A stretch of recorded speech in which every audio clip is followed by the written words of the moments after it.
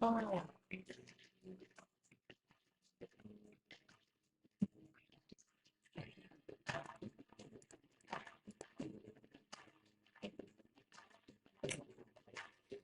Okay. Okay,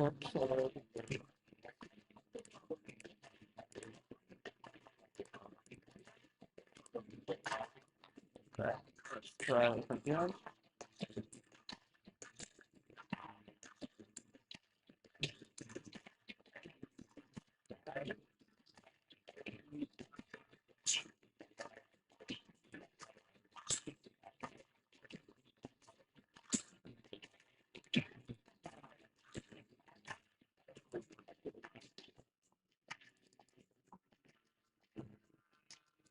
Oh, it just doesn't work here. Okay. Log in to start the test. Okay, sure.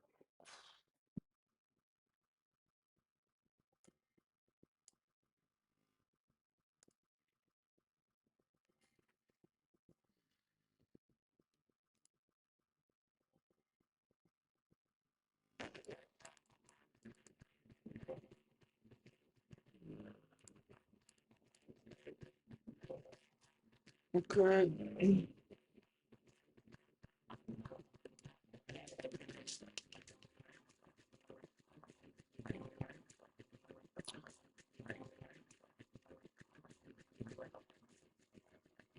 You have, okay, I'll help you.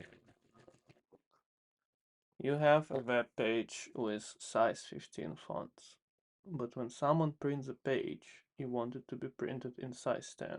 How can you do it? Um, I think there is a media or print. Not really to, no, no, that's not really something I have a top of your hand, top of the head. But there are print styles, and I'm sure there's something with media print. Their print rule. I want to say media, but let's see. Uh, CSS media for printing. Yes, media print. So I guess that's technically is correct. Let's not think about it too much. We'll try it in the browser. Consider the following code snippet. Okay. There is a single line input provided. The output of the code is. Okay, so you read key and you do console read and you put it out, then you read a key, then you do read line. I have no idea what read key does. Um, obtain the next character or function key press.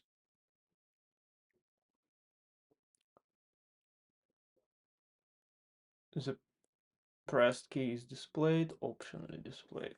Okay, let's just try it. I set up a writer project. Um, let's see. I was trying to solve the fives, by the way. Okay, anyway, so what's happening here? Where's my terminal? Uh, uh, um, oh yeah, because I opened tests. Okay, here's my terminal. So I don't think I would have been reading this stuff. Okay, so what does this do? Let's start here. Um,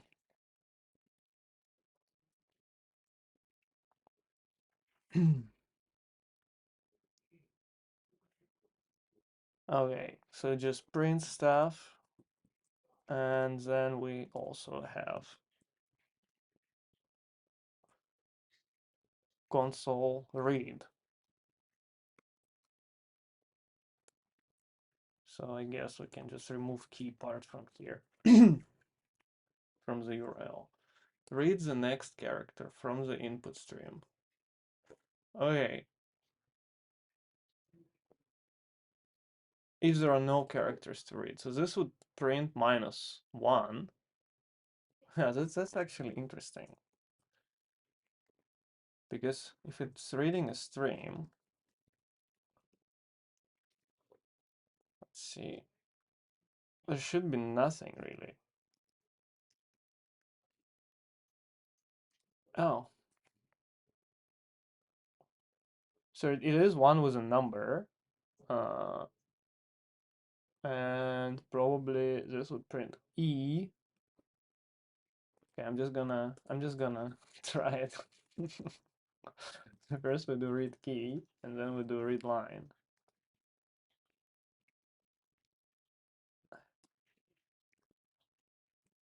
Okay, let's try it. And we type hello.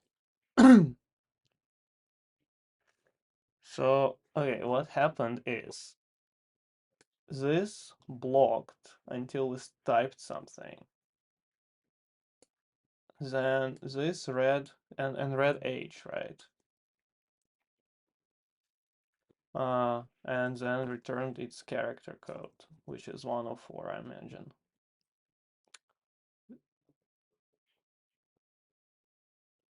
No, wait. This, yeah, I think so. Then this read E, and because we don't do anything, it just skipped, and the rest went into read line. So I just want to double check that uh, code for H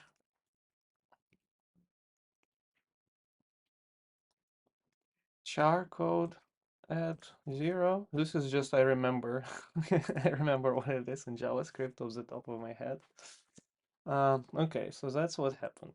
So we're right. Okay, well. And what did we say? 104 LLO. Okay, cool, cool, cool, cool, cool. Okay. Unhandled API exceptions. Consider ASP.NET Web API project that needs to log detailed error information whenever an unhandled exception occurs. The goal is to ensure that all exceptions are logged without disrupting the user experience. Which approach achieves this requirement efficiently?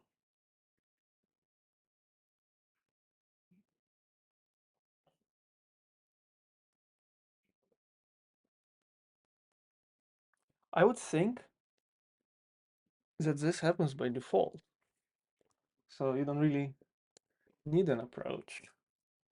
Let me just check something. .NET Web API. Okay, let's make an API then. Web API. Um, that's just all defaults. I'm just curious. So we have a app. Okay. Wait. So I just want to move it to a different window. Okay. Oh, perfect. So we just can run it. Okay, let's run it. The type does not exist, huh? Oh, because I have not linked this. So what I set up is that there is this file gets included in all sub-projects. But of course I need to link it together. Where is reference? Okay, so API I need to reference base package. And now it should work. Okay, so it's running. So if I go to localhost 5070, failed to determine HTTPS port to redirect.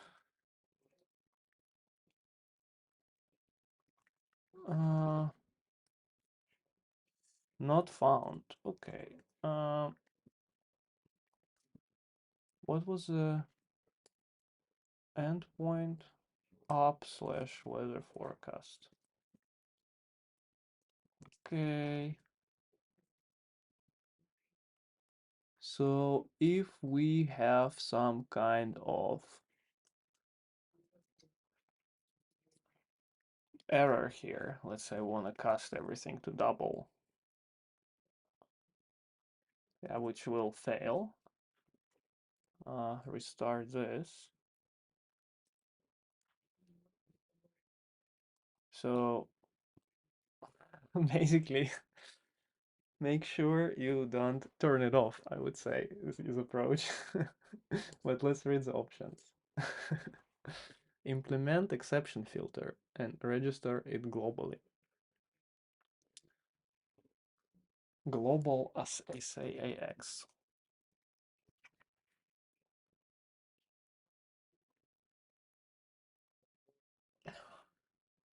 Response to system level events. Well, that sounds good. Use a try-catch block in each controller. That's obviously not correct. Register because you can't really consistently do it. This sounds like work harder instead of work smarter. Register a custom exception logger in the API config.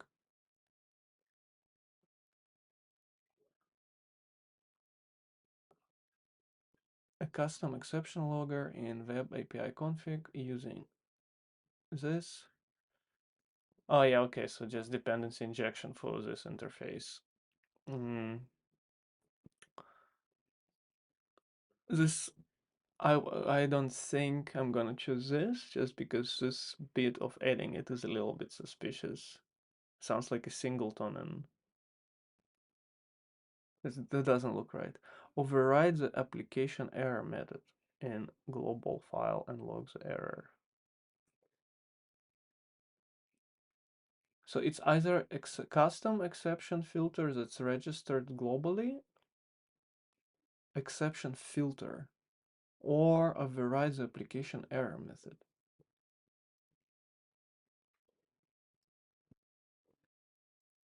Well,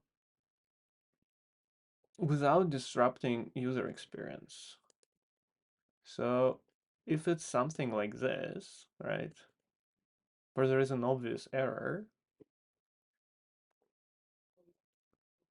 I would say least disruptive to experience is to just give a person a message that is actionable for us if they were to contact us with this.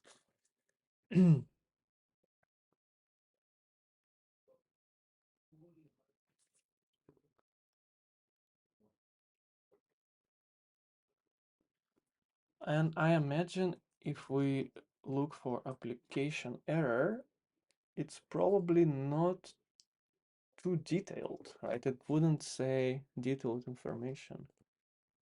It wouldn't have too much of a detailed information.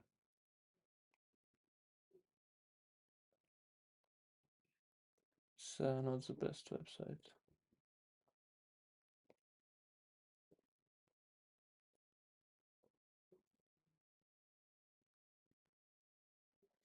Ah, interesting. Oh, you can just switch on the type.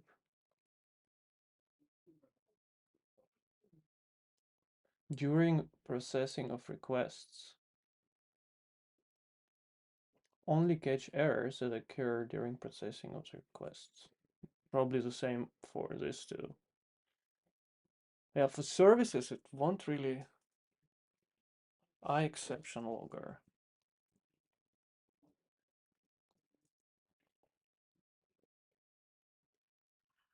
This is old, sounds like ASP.NET 4.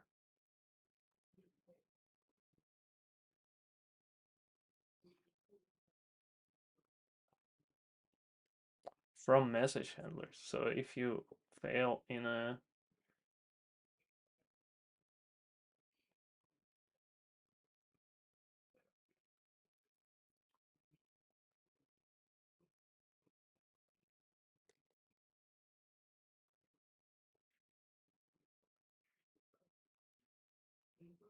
So filter isn't really about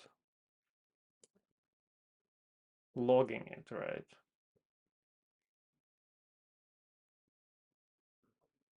So it really depends on what this line means.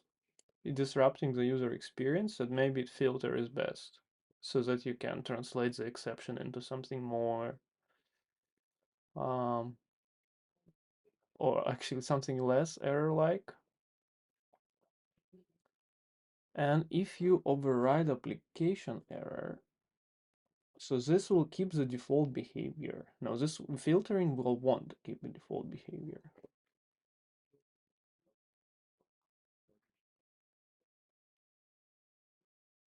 Multiple exception loggers, but only single handler.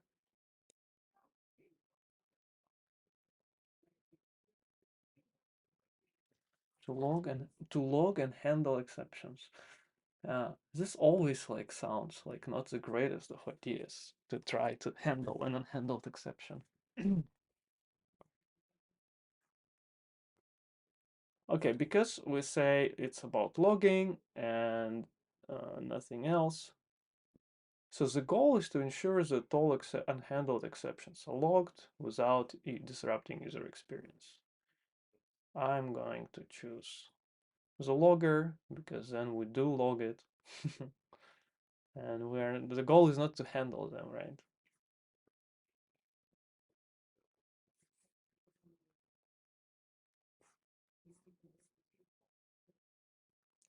Perfect. So I just based by this, my bias is confirmed.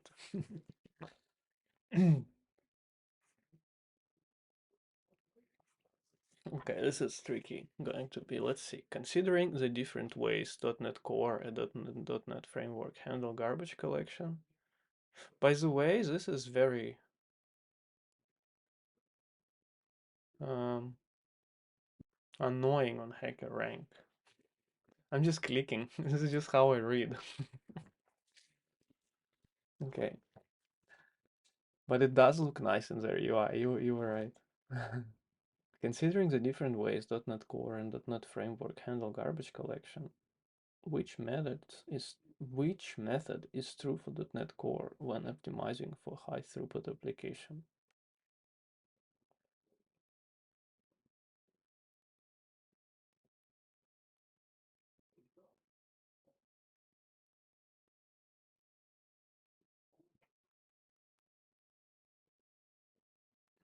Well, definitely not a third option.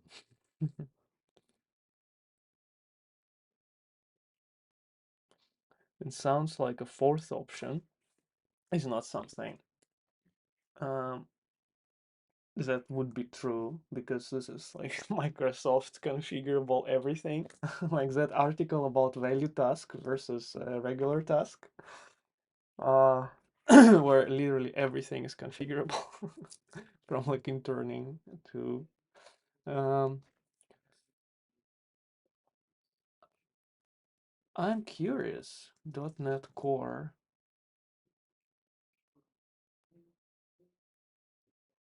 garbage collection.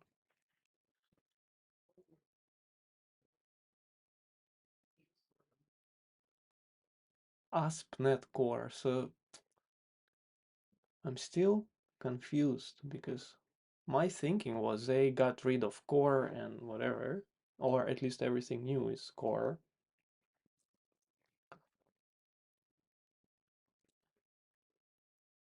Because framework is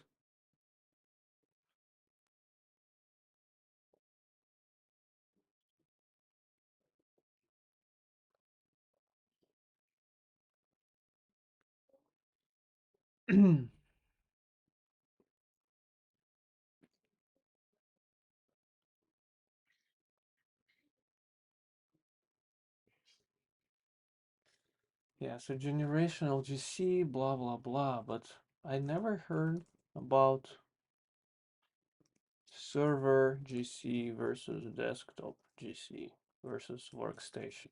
So given that there is a Google suggestion, this is not a trick question. The garbage collector is self-tuning.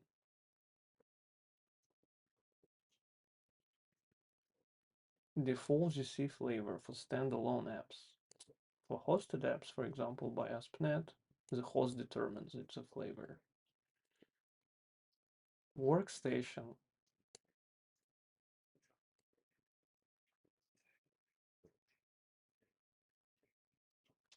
Okay. Sounds like this. Okay, let's see. Uses so uses by default. So this doesn't really true isn't really true because use whatever it uses by default depends on a bunch of stuff. Server garbage collection to can be configured, which is better suited. So, okay. So that's okay. I'll just go with the second one. Sounds truest. In a .NET Core application, what is the correct way to configure a service that should have a new instance created for each request? Okay, so this I know. uh, for each request, so there are four levels, right? So transit is every time you request uh, a service, you will get a new instance. Singleton is the opposite. Every time you request service, you'll get a new instance. You will get the same instance. And scoped is within a scope, which you can create a bunch of. You'll get the same instance within the same scope. So it's kind of a combination of two. Uh, this is, I don't think this exists. Services add instance. I'm sure that each request gets its own scope by default. That would not be surprising. So I service, that's not, yeah, service collection, I think, add instance. That's not a thing. Okay. Executing SP with EF. So EF is probably entity framework, and SP is something. Let's see.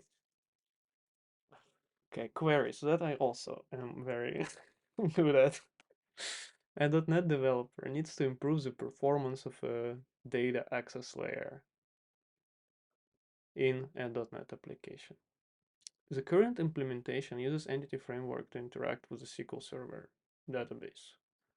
One query retrieves a large dataset which causes significant performance issues. The developer decides to replace this query with a stored procedure, okay, which of the following approaches demonstrates how to execute a stored procedure named getLargeDataset and map the results to plain old classes. Okay, so let's see. So it has to be exec, so that I know, because that's how SQL Server does procedures. So we can probably disregard the last one, and the last one also doesn't do anything with, it won't be mapped, right? It won't be mapped. Um, so the only one that does mapping is this one actually. So I'll just click on it for now. Oh, wait a second. This one's are also, this is on the context, and this is on a DB set in the context. So this could also work. Okay. Mm, so it could be one of these actually.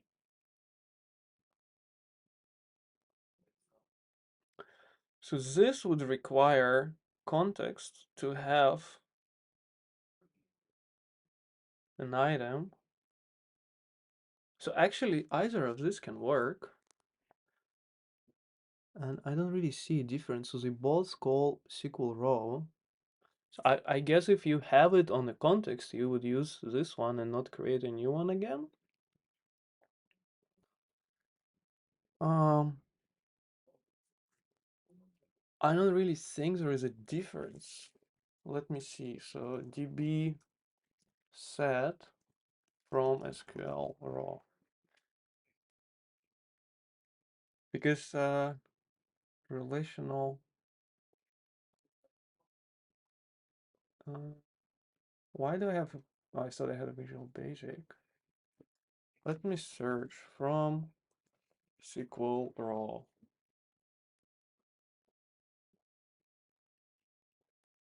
So it is on dbset. So this is dbset of entity type. So this should work and this should work. But what does set return? Let's see. db context. I think set returns dbset instead of exposing on the context.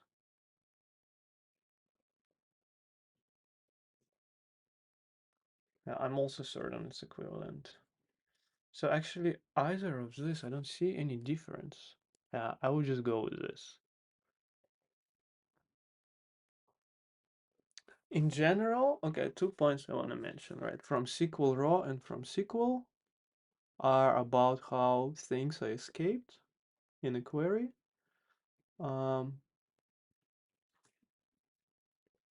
Execute SQL command. I'm not, I'm sure it's wrong because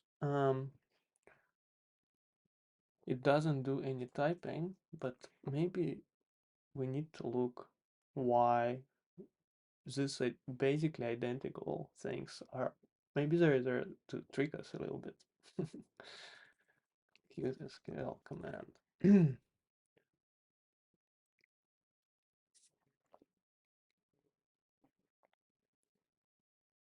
Yeah, so this is not really anything useful. Yeah, I'm curious.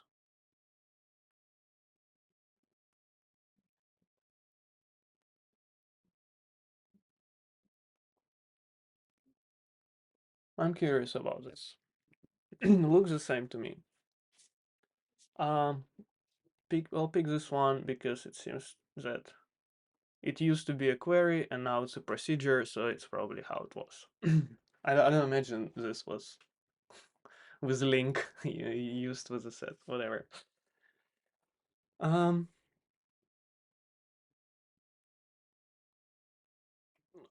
I think more importantly,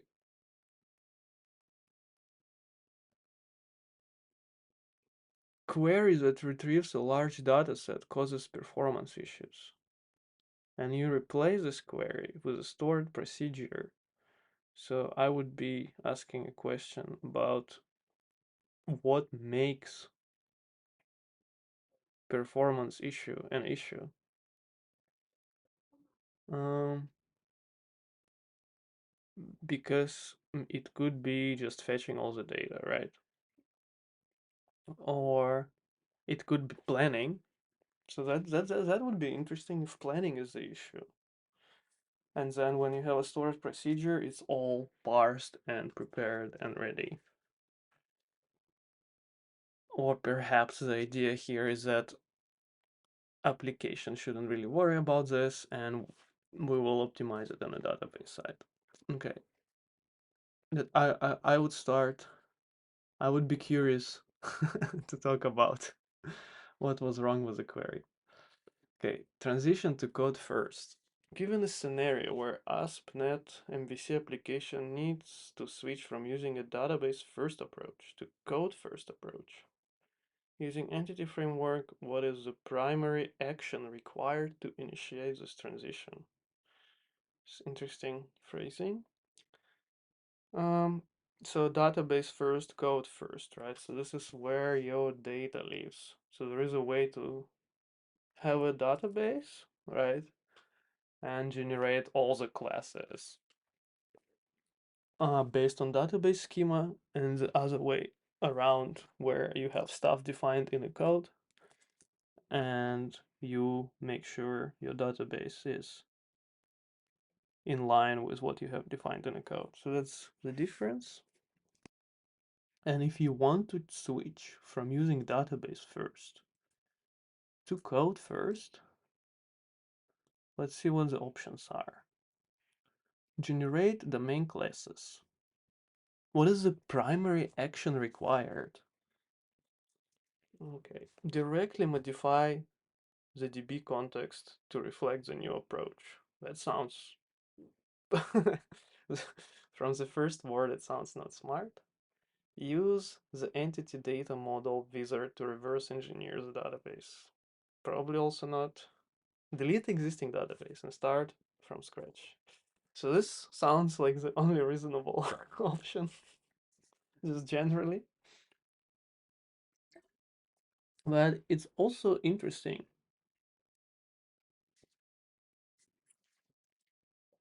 What jumps out to me is that I don't really, I'm not really a big fan of kind of either if it's just used, if it is used to its fullest, right? Because the problem is that there is not really a one-to-one mapping. It's not the mapping of SQL to not to what you have in OO is not really one-to-one. This is was it ORM? This is a very fluent um, very fluent expression of how I feel. This article. Mm, well, it's possible to start here, and somewhere there is a link to web archive. Okay, next question. Ooh, formulas. It's a long question. I'll start with the next one. It's even longer. It's part. Okay, is this? Should I read this before? Is this like a story? No. As part of HackerSniff's DPI, Deep Packet Inspection, a team needs a list of all protocols for which incoming traffic is higher than outgoing. Let me start writing this stuff down. Um, List of all protocols where incoming is higher than outgoing. The result should be in the following protocol. Okay, let's just can I run query? Yeah, oh, okay, that's nice. Okay, so select I'm gonna switch to Postgres because that's what I know best. I know you're using SQL Server, but I think there is not that big of a difference uh, to matter here. And yeah, we'll look it up. The expected output is okay. So you have these two tables. No, oh, it's just a schema and it's a table. Okay. A team needs a list of all the protocols for which incoming traffic. Okay, client protocol traffic. I don't think client matters for this, so we'll just start with select distinct protocol from traffic. Let's just see what this does, if I'm using this correctly. Okay. Result should be sorted ascending by protocol. So order by protocol ascending. I always like to specify ascending explicitly. Let's format it nicer.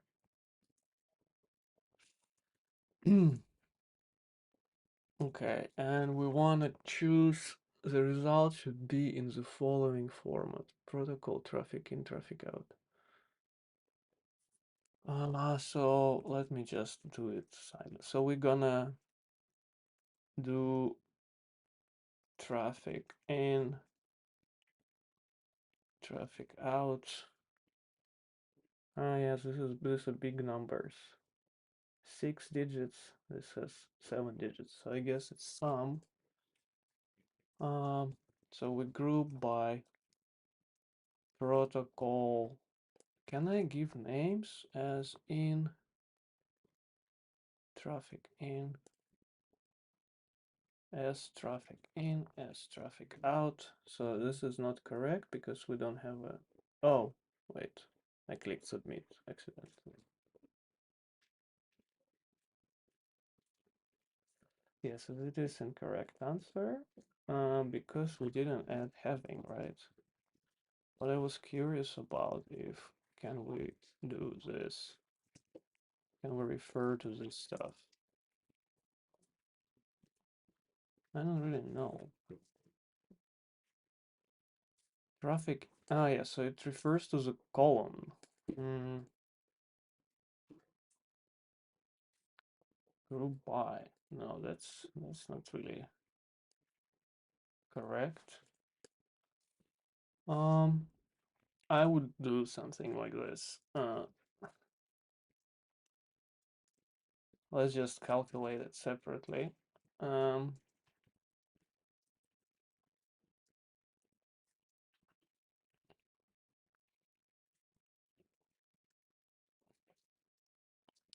and then we can say protocol traffic in, traffic out from sums, and where traffic in, for which traffic for incoming is more than outgoing. Okay, this is correct. The issue with this is a little bit that in Postgres, this would get optimized separately from this. So it will run in stages. This CTE will run and then this will run. So it would be really nice to do it with having, but uh, I'm always not sure how to do having.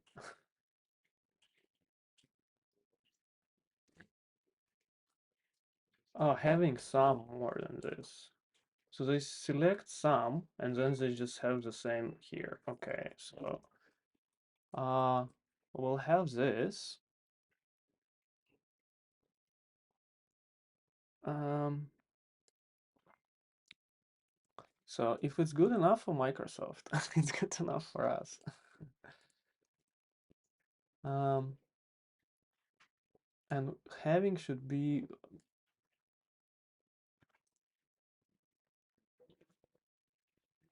after or before for select from group having order. So this will become having, and we say that some traffic in is more than some traffic out.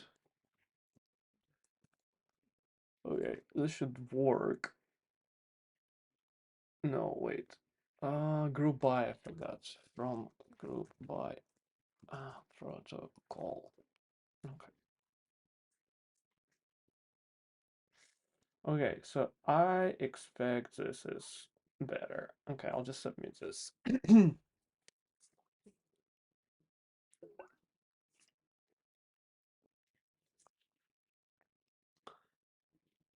Okay, a financial service company needs to price a number of zero coupon bonds based on a 5% yield.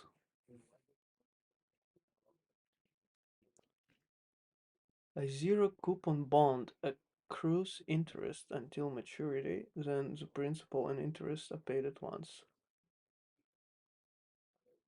Create a query that computes the present value of expected cash flows for each investor using a constant discount rate. Okay, this is this is let's go to session. This is so much to figure out, okay? The required output should list all investors with their total number of investments. All investors with total investments.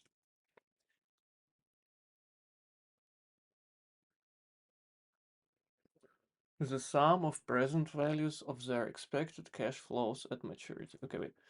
The sum of the present values of their expected cash flows at maturity and the average of the present values of the expected. Okay, so sum and average. Okay. The result should be sorted. Okay, let's just look at the schema. Maybe it's one table. To calculate the present value, use this formula. for example, the expected cash flow is 105 is after one period. The present value.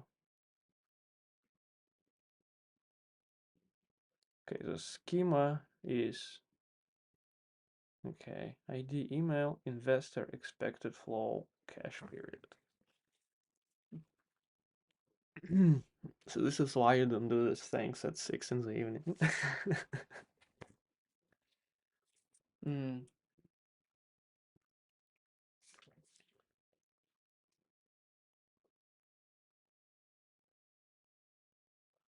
Okay, so I think the zero coupon bond is is just a widget for me. So widgets are yielding 5% yearly, I guess, or over a period. A coupon accrues interest until maturity. Then the principal and interest are paid at once. Oh, okay.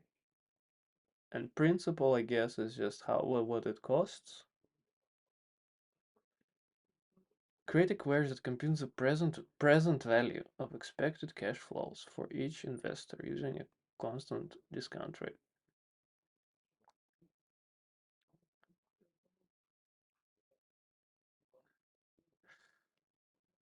Okay, expected cash flow amount, period of the cash flow. Why is this so difficult to understand for me?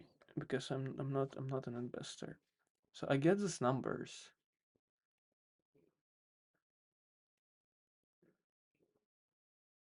Who is this person? Who is this person? um. Okay, if we just select this these values, that would be fine, right? So I would just say select this from this. We'll just hard code it. Um.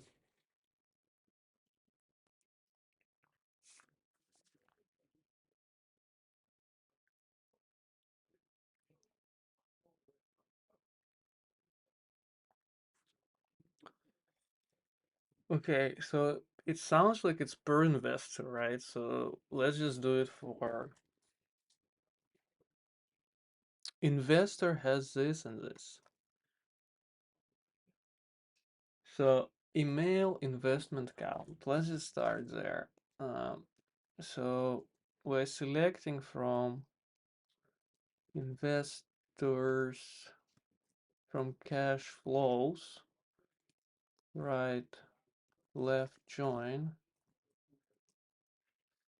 Uh, just call it money, left join. Investors on investor ID equal cash flow investor ID. Okay, and we're gonna select investor email and cash flow everything. Let's see. It is incorrect answer. Your output, yes. Um,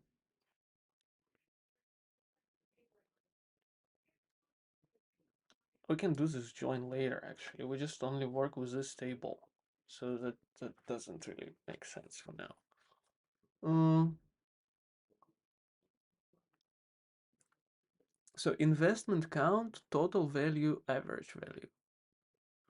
Okay, and so the problem is that we need to count these values. Okay, so what we're going to do and is instead of starting right in the end, we're gonna go backwards. So first of all, we'll start with ID. So from cash flows, um, order by investor ID ascending. Okay.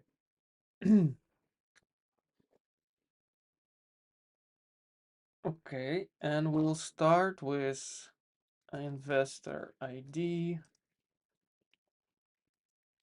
with email, uh, investment count is count star total value. Let's just say this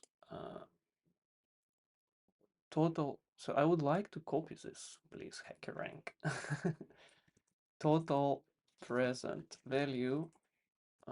I'll just say expected flow, which is not correct. Can I copy here? Okay. And then average as AVG present value. Okay, so now we need to group by investor ID.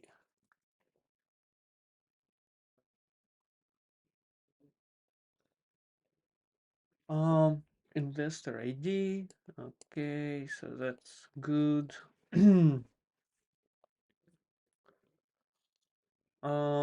Okay, but now we need to see what these numbers actually mean. Okay. To calculate present value, use the formula. Okay. Expected flow, use discount rate of 0.5 and assume each cash flow has a different period, ranging from 1 to the number of cash flows. What do you mean randomly? No. Cash flow period. Oh, it just has a number here, right? So we just use this value. Okay. So, I'm gonna use this. Um,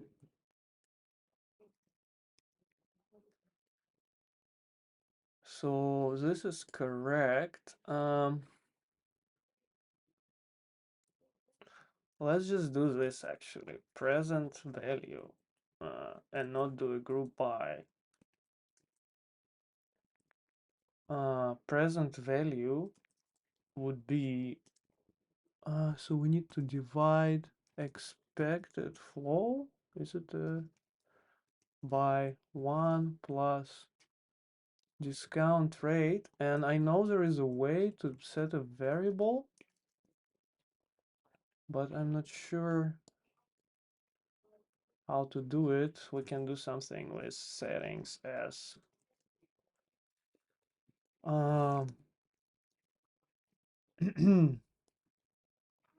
so select as discount rate, right? 0.05. We'll just do this because I don't know how to set environment variables here. Plus discount rate, and it's to the this value to the power of cash flow period. Cash flow period. I think it's probably power of this to cash flow period.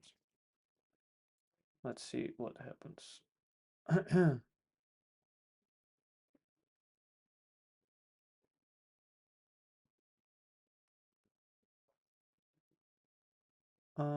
So I also want to quickly just double check. If I select this, so expected flow is 105 and discount rate is 0.05 and cash flow period is 1. So this should be 100. Yeah, okay, so we did the correct thing. The formula. Let's just double check also that Postgres, wow.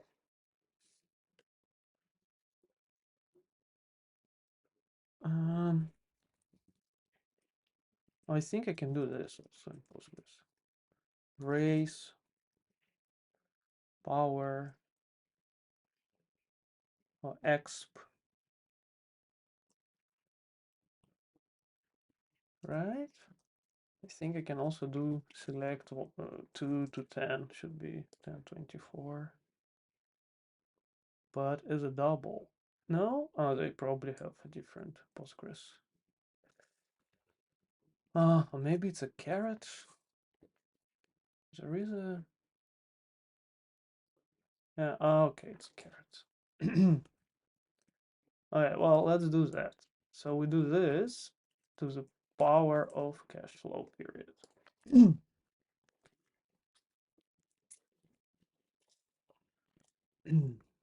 And it's the same values as before. Okay, so that is okay. Now we basically need to see, so now we just have that for each investor, right? As present value. So now we want to calculate,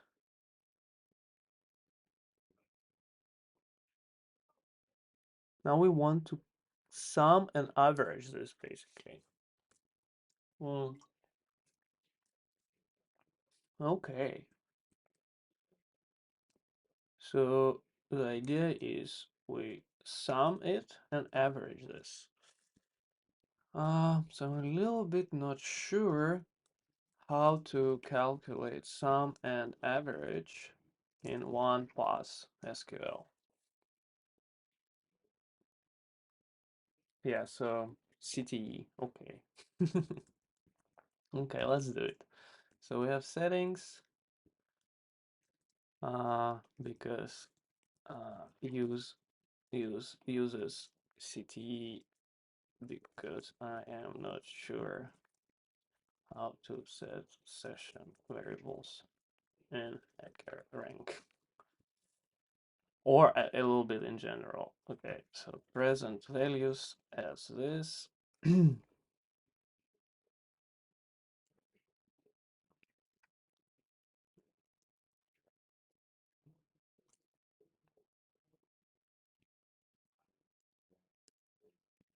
Oh, man. Okay, and select star from present values. So this should be exactly the same. Present values. Um, okay, so now we're just going to say select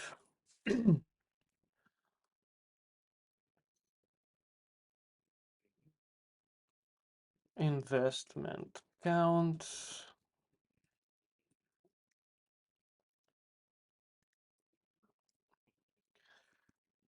Uh, email, so investor ID as email.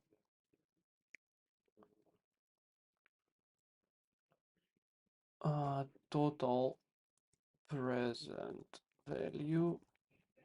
So that would be sum present value and average present value as our gap present value from present values. I guess left join investors on investor ID equal investors ID. I'm gonna type it fully. Okay, this should work actually.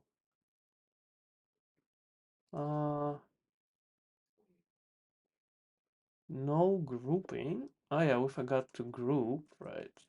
Group by investor ID, and this should be email.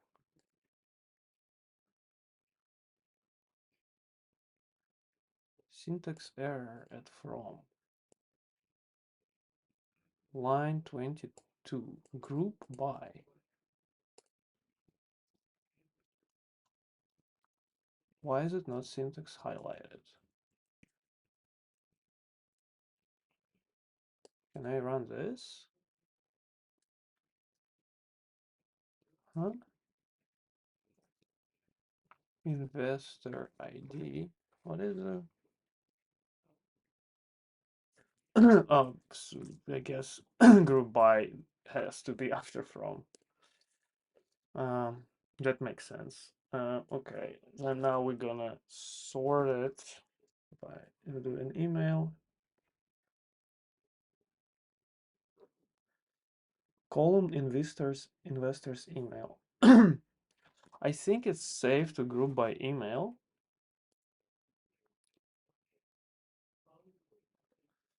Okay, and we said we only want this too.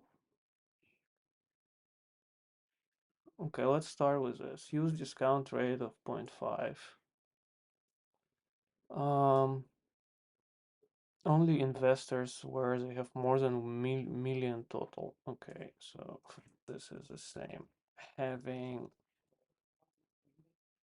some more greater than present values greater than million.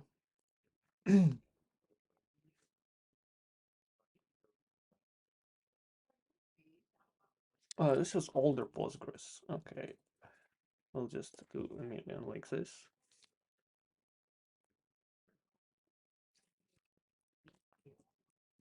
Okay, seems like it looks like I do not use having all the time. Um, okay. Why is it expected output? I think I calculated something wrong. Oh, I forgot to group by. No, I didn't.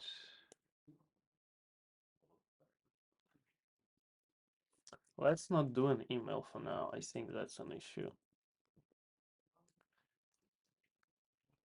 But shouldn't be an issue.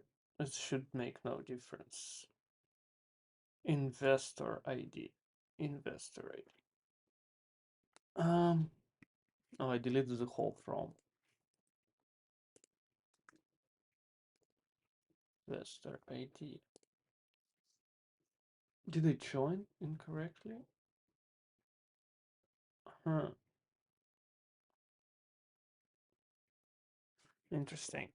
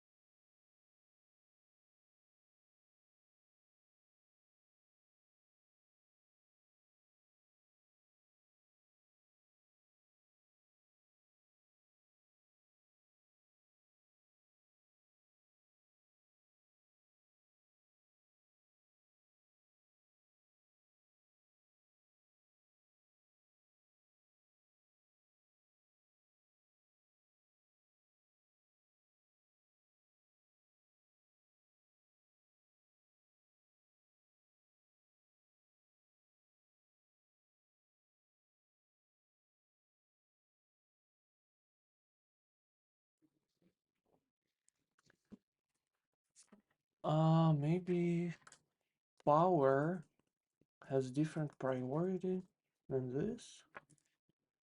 I don't think so. No, it's the same. To calculate present value, is expected flow 1 plus discount rate over periods.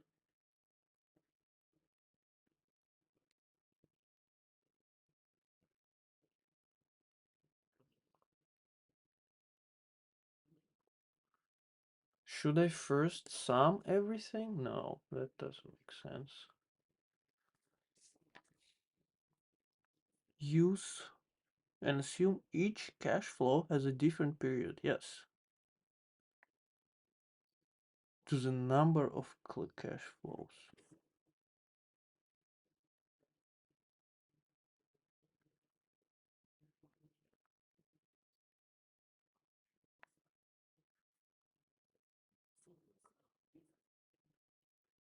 Why do I have so many more than a million?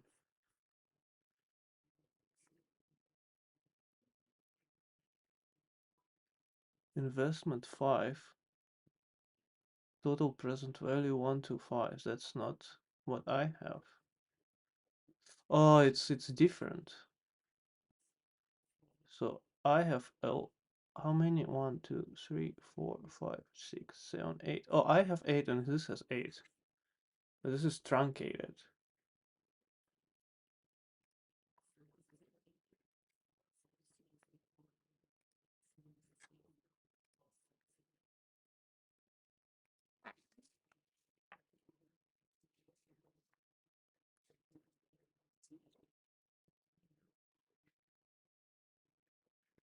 Let's see if the numbers are correct.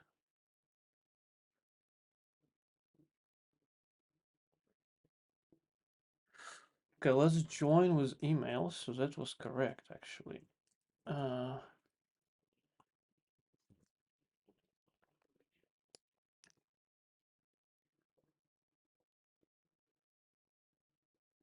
there's the same people. Okay, this person has 24 Rafi. 24, and it's 1229858.95. So it's just rounded. So everything is correct, actually. What I did, I just need to round it to this format. Okay, and order by. So what got me confused is that this is for this sample and not for. So every time I click, I get a notification. Okay, only investors who have a present value. That's correct. Trailing zeros after the decimal should be omitted. Well, that's not what sample output has. Yes, 80. This is 70 and not 0.7. Let's just go, I guess, with what this does. Okay. To calculate user rate, trailing zeros, only investors. Um, is it ordered? The result should be sorted by email. Okay. Order by email ascending.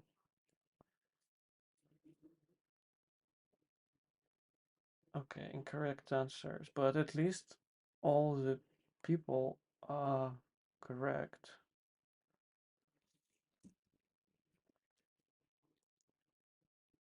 I would cast it to case insensitive, but whatever.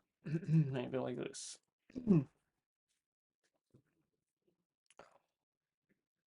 So what is wrong is the numbers because this is to precision 2. Okay, so I'm not sure how to do this.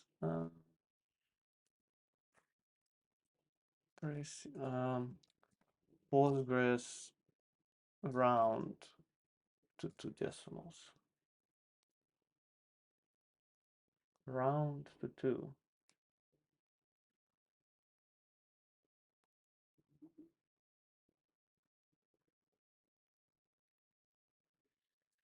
Okay, I'll just say that.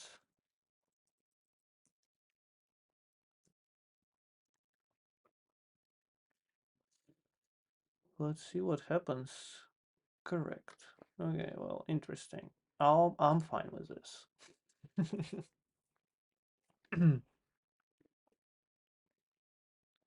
And this is still correct, hopefully. Wow, it's called Basic SQL, and it is basic, but not a lot of people would write this. I mentioned. Okay, anyway. Um, let's go backwards. Let's go from unlucky number. Ooh, okay, that's that's I was downloading.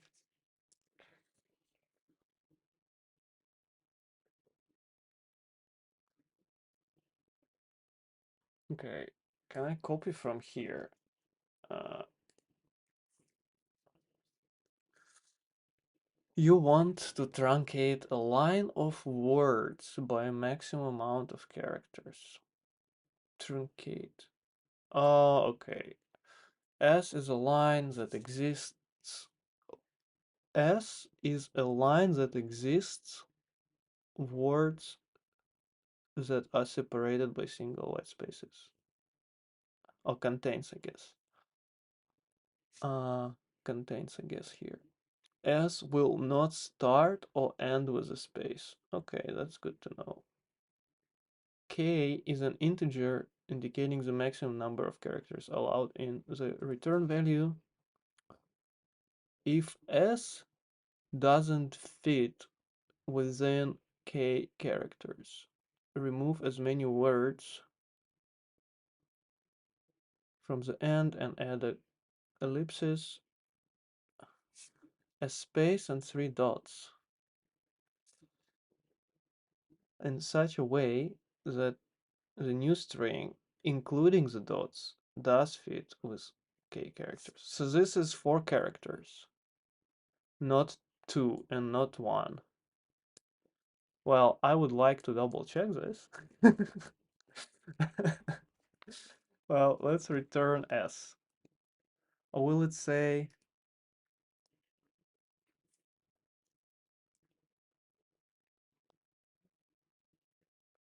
uh, is there a, okay, run all test cases.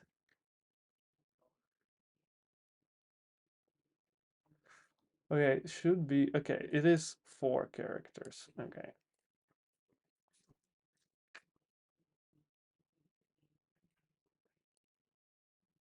Sample output.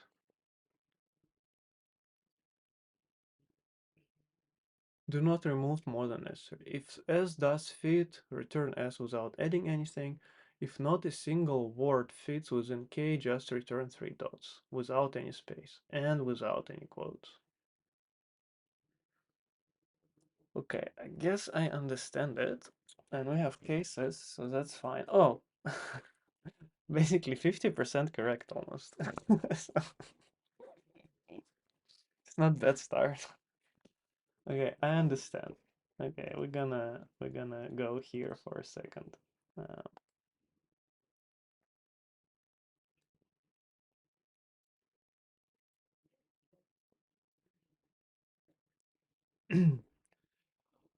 um,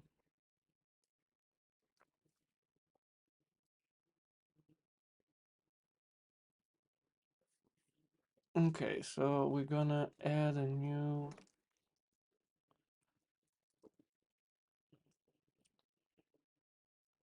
one here, and let's go to solutions.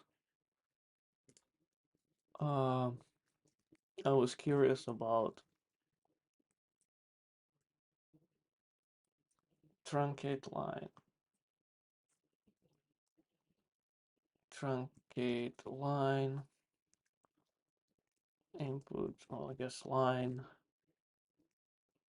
target target length.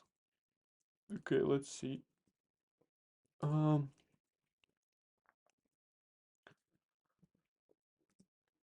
okay, so what we want is that this um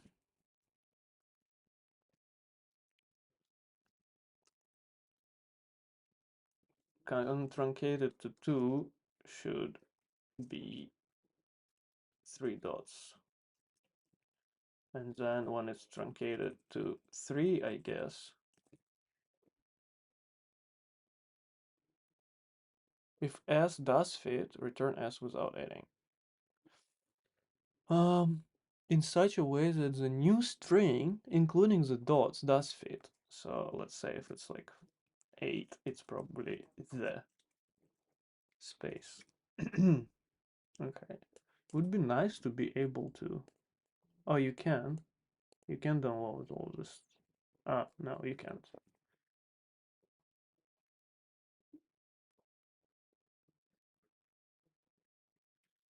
Use print or log statements to debug why your hidden cases. Oh, you don't get an expectation, but you get a. Oh, interesting. Okay, so like this should be. um, so it will be 7, right? Okay, that seems fine for now. Uh, so I guess we start with line length being less like this. Yeah, makes sense. Um, so we can only split on words, right? You're removing words. So let's go for a straightforward approach. So not very performant. So words would be line split on a space. Uh, and then we would like words take until, take while, returns. What is this color combination? Command Shift P. Return elements from a sequence as long as specified condition is true. I cannot see any of this. Why is it different color than what I'm used to?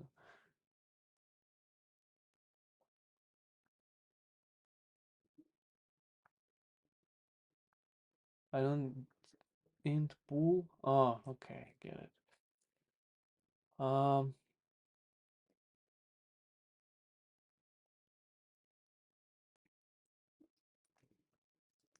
and while is on a thing, right? While is on a word. Well, we can do this. Mm,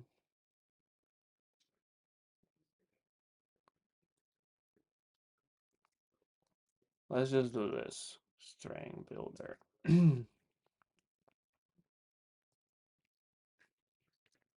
So we'll just start here for now. What is this one?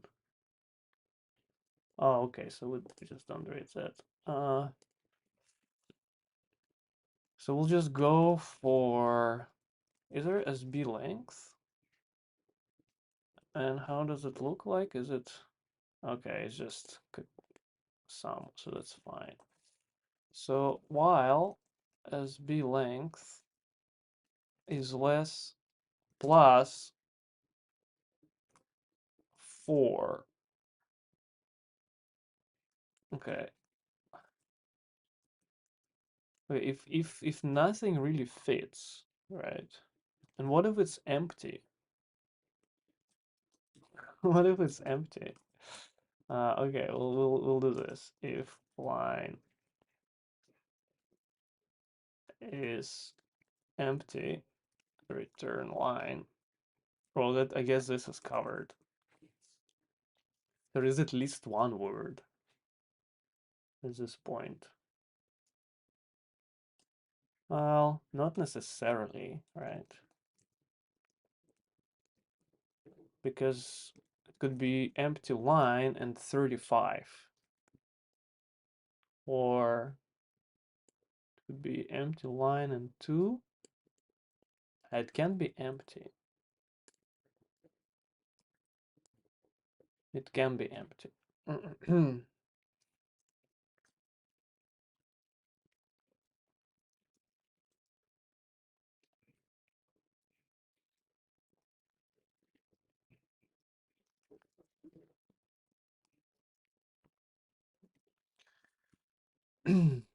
Mm.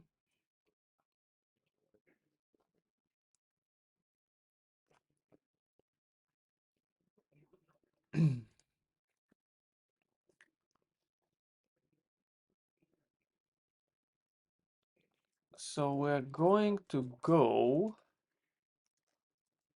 um, while string builder length plus, oh yeah, we wanted to check first this case, right?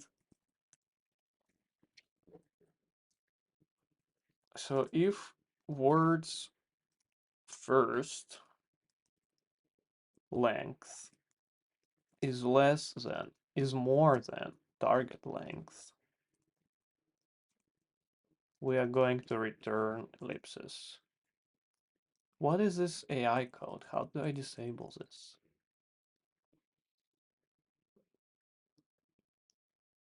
So something should already not fail, right? Uh, So this is target length is too small. Then another one is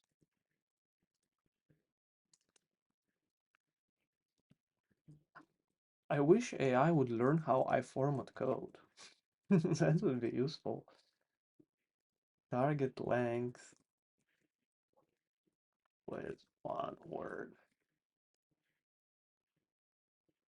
Build failed. Why? Because of this.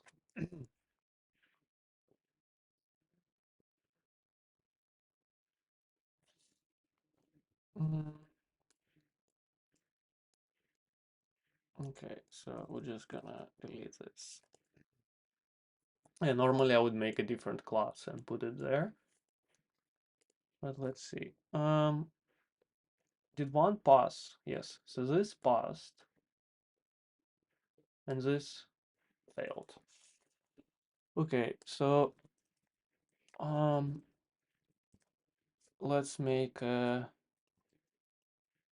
public const string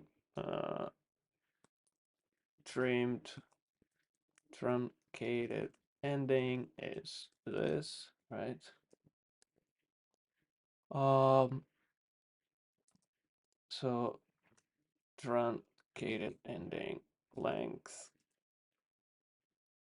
less than target length. Should it be while because we just checked it?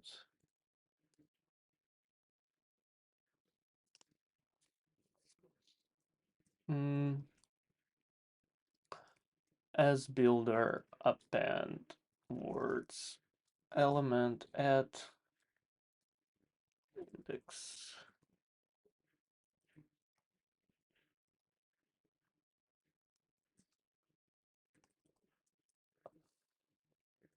Um okay, and to do not add too many out of bounds, right? Out of bounds. Uh okay. Expected the quick brown fox 8 to be with, but got the quick. Ooh, that's a good one.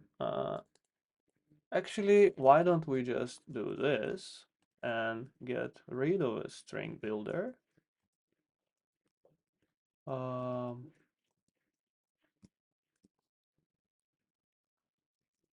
current length, it starts at truncated ending length. Oh yeah, this is also not correct.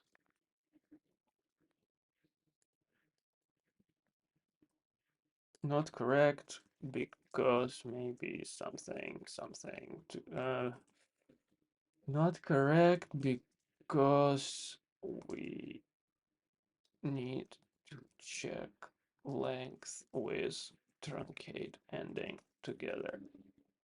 So if we cannot use first word plus this, it should be actually. But let's later just try to add test cases for all of these to-dos. Okay, so if current length plus truncated length, that's already good actually. While current length is this, we need to add current length words at word index. So we take this word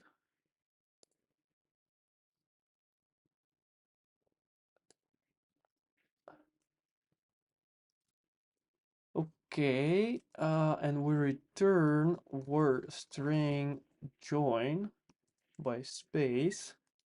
Yeah, words take this amount plus truncated ending. Could be a string builder, but let's see. So now we did.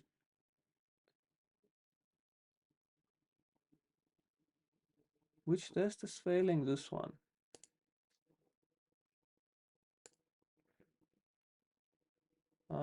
Can we run everything? One or more. Okay, length is too small. Okay. Uh, so expect it to be this, but got the quick. Is it correct? This is how much? This is 13 characters. Yeah. So this should be -1 then.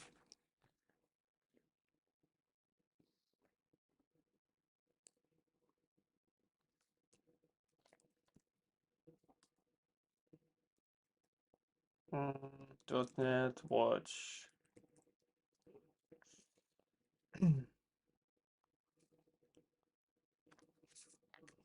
Okay, interesting. So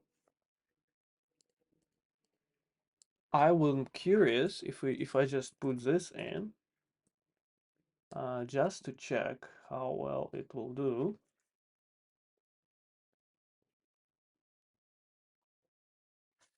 Wait, I forgot about this.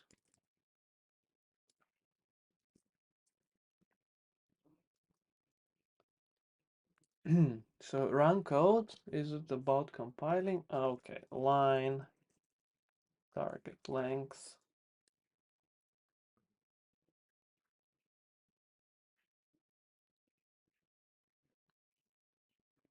Okay, so was 16 out 15. Let's see if it's an improvement. Okay, 12. Okay, that made sense. Um, okay, empty line, empty words. So test. I think we have in specification that this is like normal string. So test object static void empty line empty words. Also not a good way to combine multiple things, but let's see. Truncate line this to 2.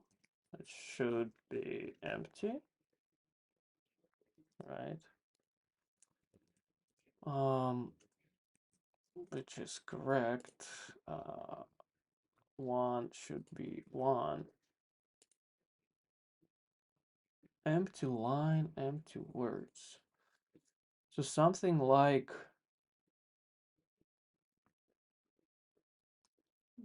this is going to be 3 dots, right?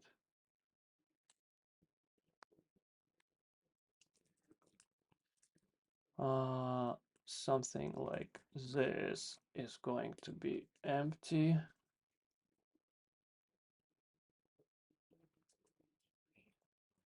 Something like this is going to be 2 commas.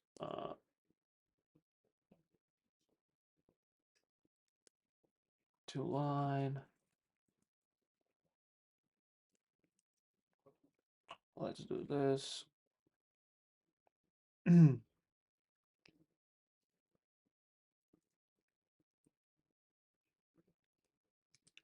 I would just say something like assert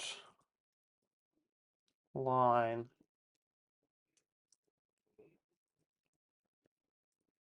uh line is well, where is it? Oh yeah, string is no or white space. Line must not be white space. It's like name of line.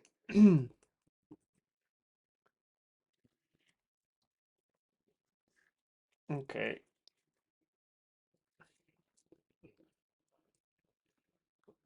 I'm not using debug assert, by the way. I'm using my own assert, which is for what I imagine we'll be building is a good um, compromise between performance and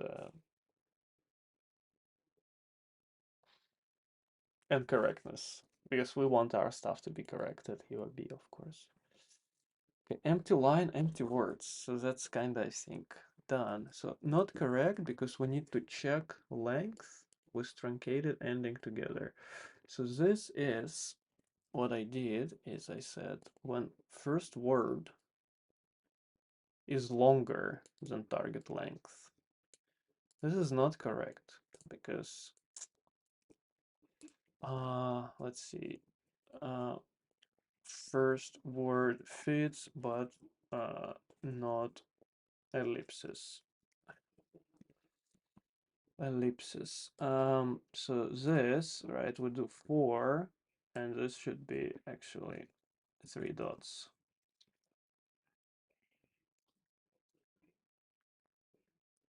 Yeah, exactly. So if I run all tests, so expected 3 dots, but space 3 dots has a length of 4. Okay, so this plus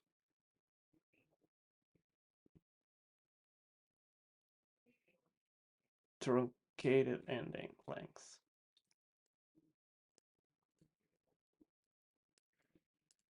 Do we even need this?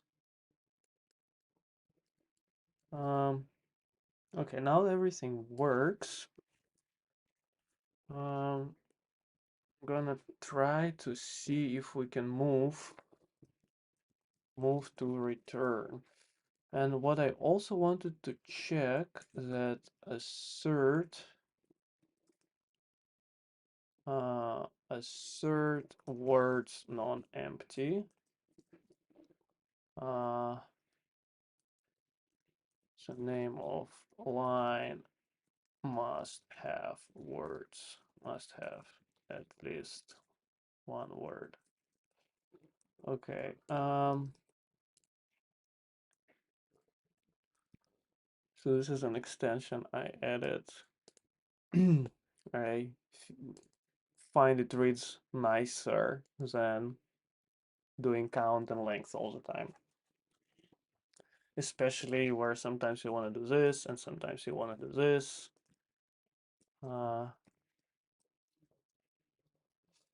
Okay. So I have the idea that, okay, out of bounds. So this is like, this was target length is too big, kinda. Target length is large. So you just have this and then this, right? It would just go out of bounds.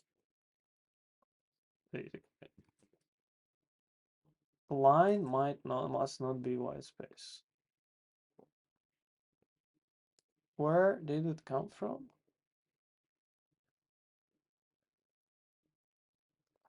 Which one failed?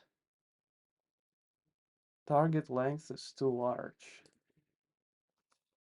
Assertion failed.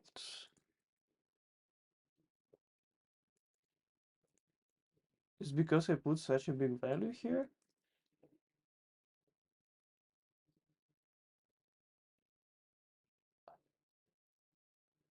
I don't get why this is triggering.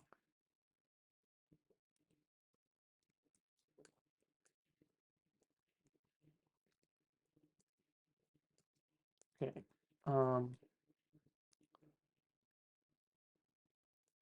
So I'm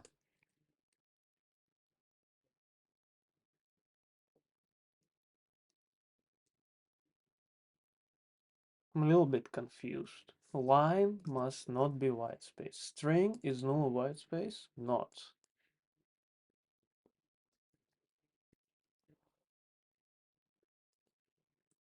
Oh, it's these two tests are failing, of course.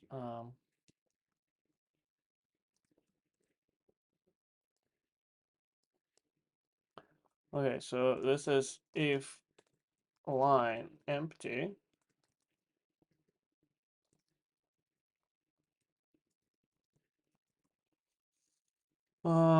Line is string empty, return string empty.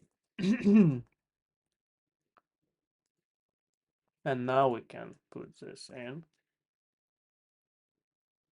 Okay, what is failing now? Because the one we just added, so we're gonna skip this for a second.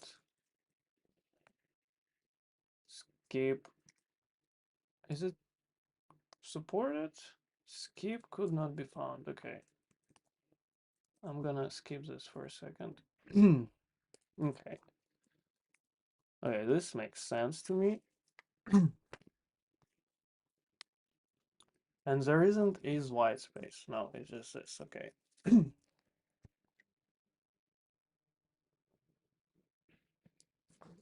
But there is string is null or empty line.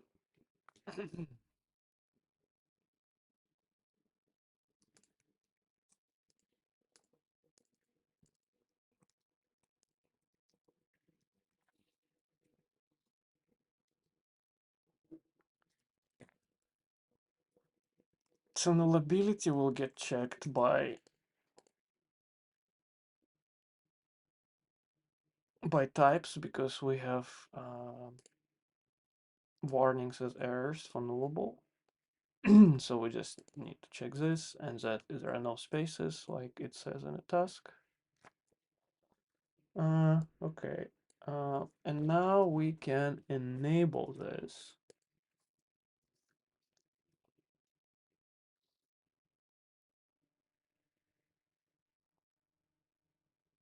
Okay, so this is actually working fine. But we just do too, we only do too many iterations of this, right? So it will just go over and over and over and over until we add enough of. Actually, no, wait a second. Let's run everything.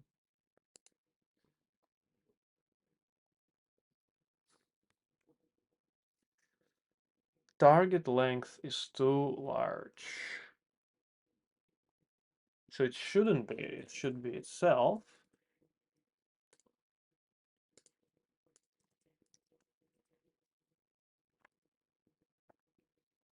But now I'm a bit confused as to how it works.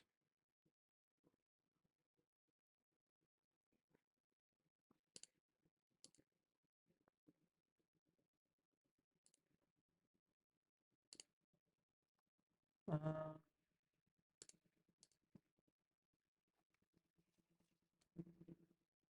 oh, it just doesn't come here. Current length.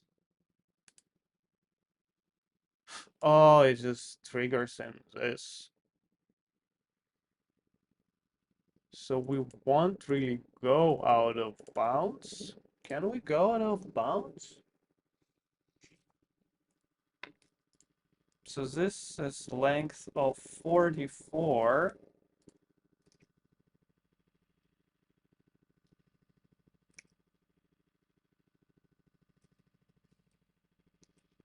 We don't really go out of bounds, so I guess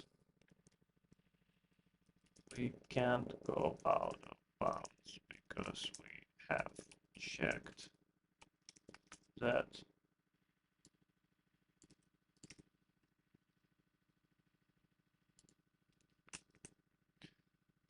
Because we have checked. Because we have checked that this is not true here.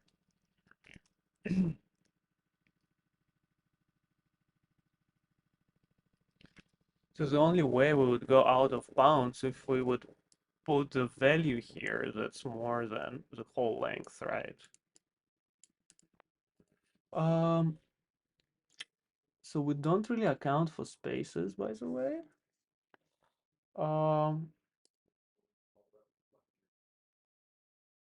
so that's fun.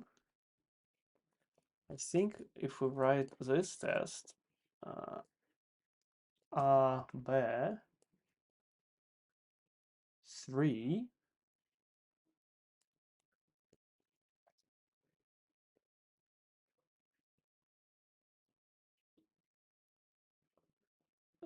can we just, what? Oh, mm, something. It should work. Why does it work correctly? Because four things. On four, and let's say we need 12. So this will break.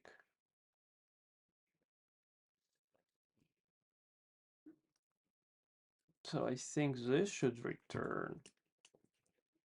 So we'll go to 9 because it's 4. Let's see if this passes. And if we say 10, or even 12 actually, this will be wrong, right? This is what we want. 13.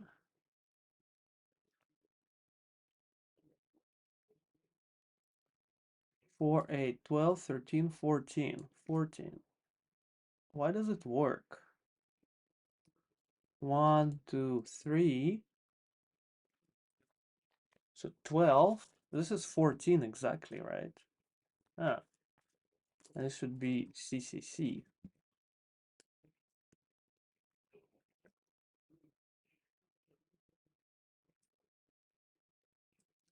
Uh,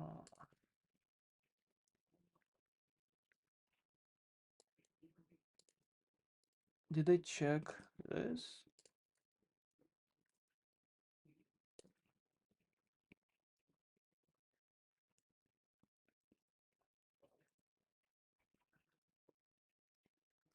B, A, B, C,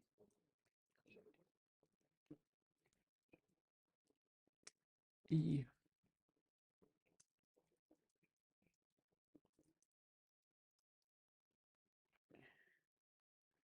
1, 2, 3, 4, 5. It should all work. And what if we do, but it's, yeah,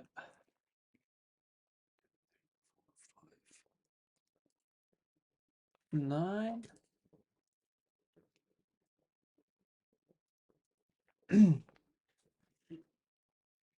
Sol works. I'm a little bit curious because we don't really add a space here. It should be like +1 actually.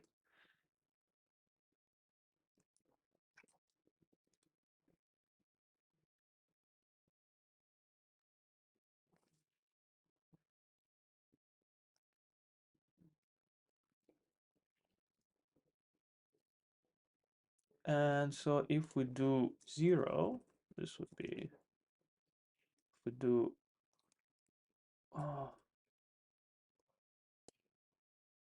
3, it would be AB. Uh-huh.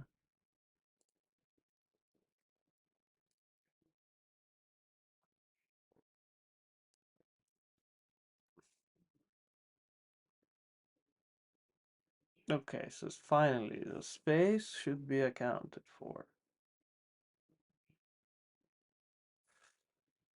7, I guess, should be AB. 3 and 1, 2, 4. Ah, okay, so now we should get +1. Maybe not. Okay, so 7 is 1. So we get 1, 2, 3, 4, 5, 6, 7. Okay, so that is a problem. So we don't account for space. That's the issue. So one test is failing. So we're gonna say if word index is 0, we just return ellipsis. Otherwise, we return this. So this move to return is going to work. No.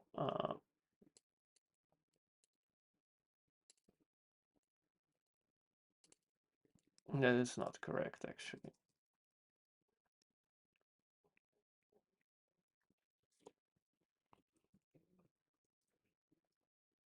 So actually 8 is also the same, and 9 is where we can add a C here.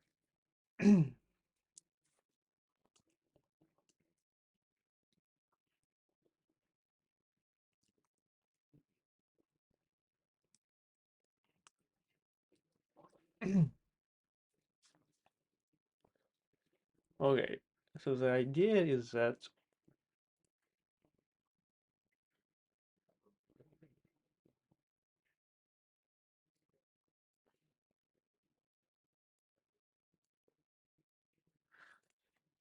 the idea is that um,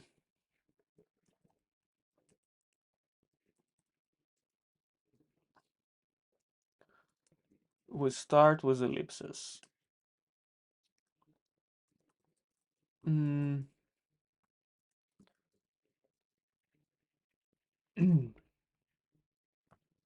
So we start with ellipses, and current length is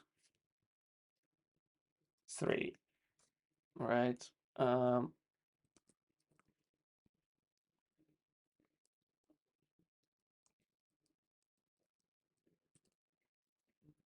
So if so can we add a word, right? So we can only add a word if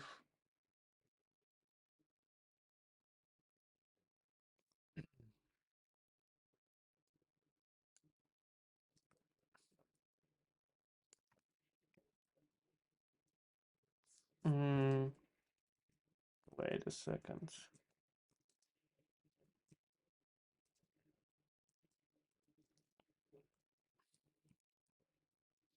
So at this point we have decided there will be ellipses, right? So we can only add a word if for each words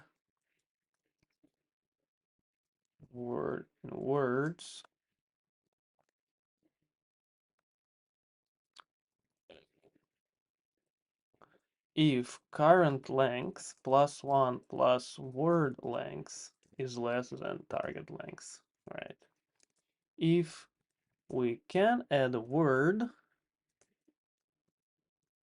we are going to say that picked words is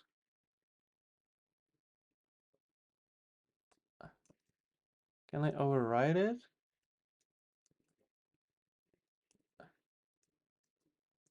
And else we break.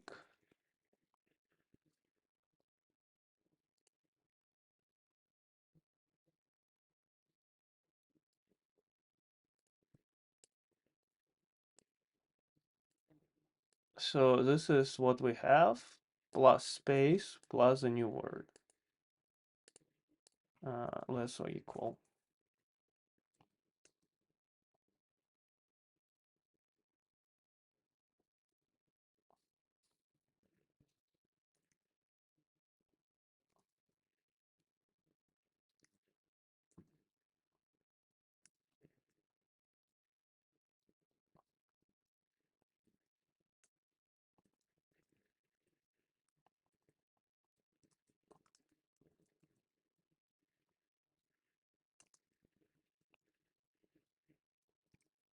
This is really strange.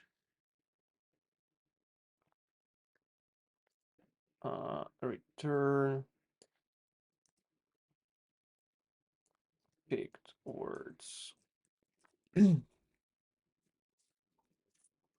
Okay, ABCDE 7.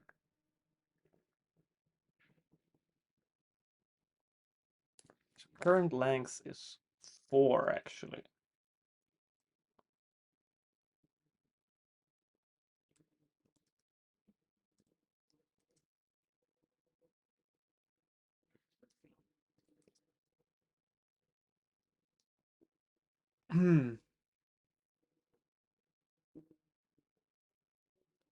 Why am I so confused with these numbers?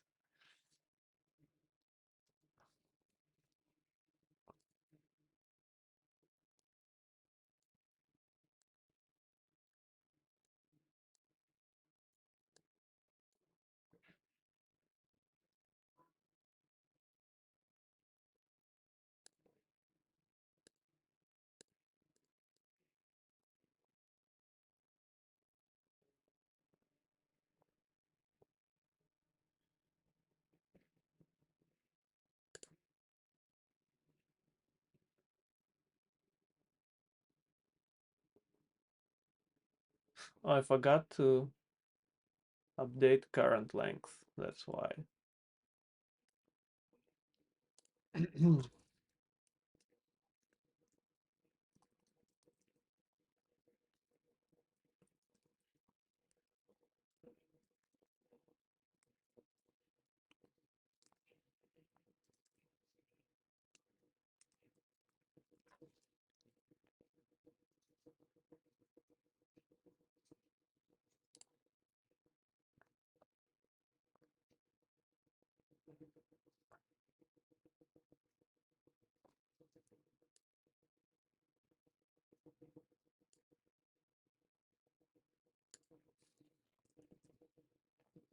Um,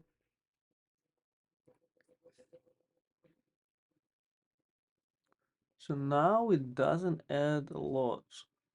So 5, 1, 2, 3, 4, 5, 6, 7 is exactly 7, eh? There's somewhere there is a -1.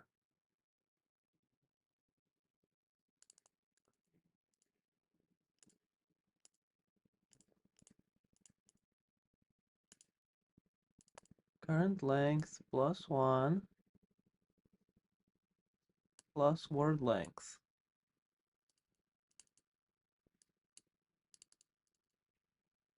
Okay, well, let's try again.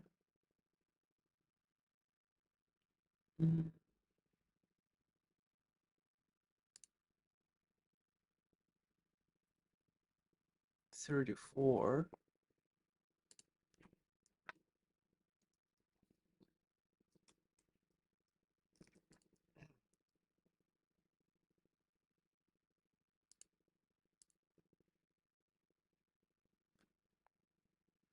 Uh, okay.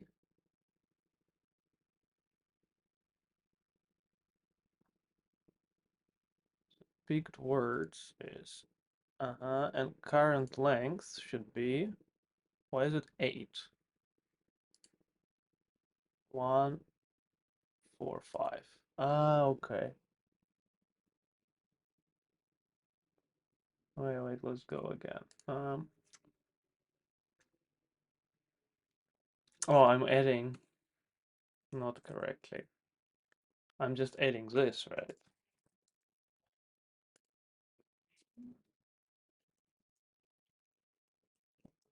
Okay, let's try. Uh, let's try all tests. Okay, now everything is okay. Maybe this will run now. No.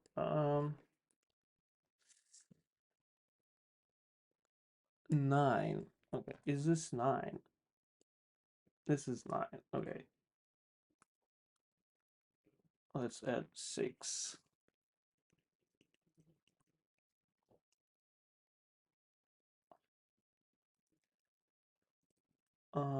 5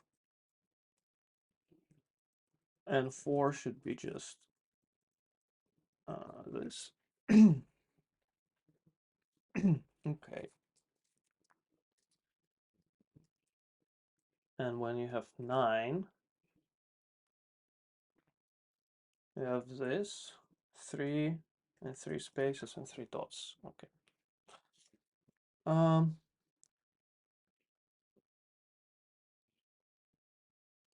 three spaces, three symbols, and three dots. This is 9.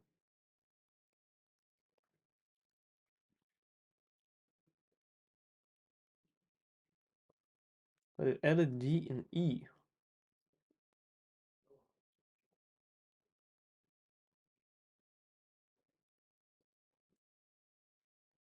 Oh, this whole thing is 9. I'll add F here. Okay, okay. Okay. So now I like this way better, but I don't like this part. But before we start refactoring, let's just put this inside here. Um, and see if we can do this.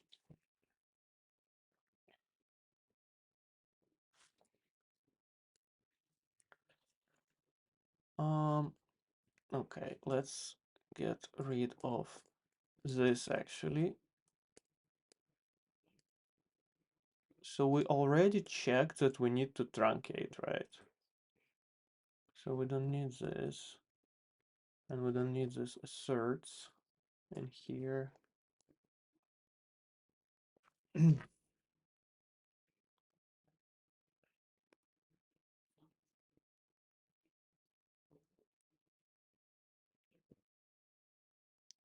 Okay, so we can just refactor a little bit, right?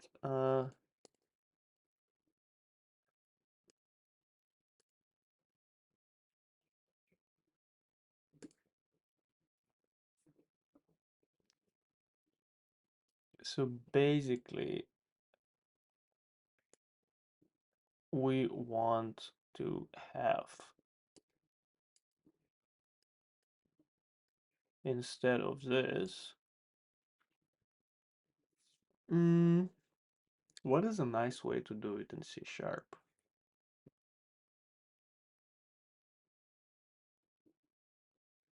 I don't know. I'll just leave it to do. This is ugly. Refactor. But perhaps. How do you, can you insert? Insert at index -1 item word. Does this work? No, caret1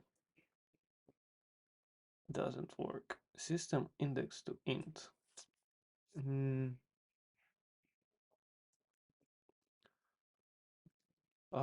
picked words length -2. mm, it's out of range. Is it -1?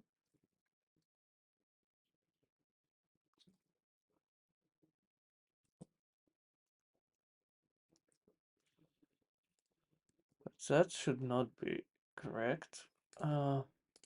Oh, 0 is 1. Okay, okay, okay.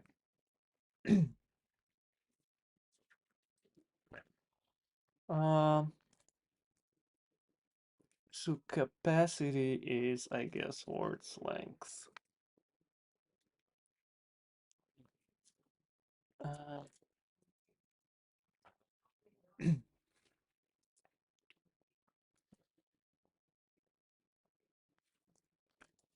okay, I think I'm fine with this.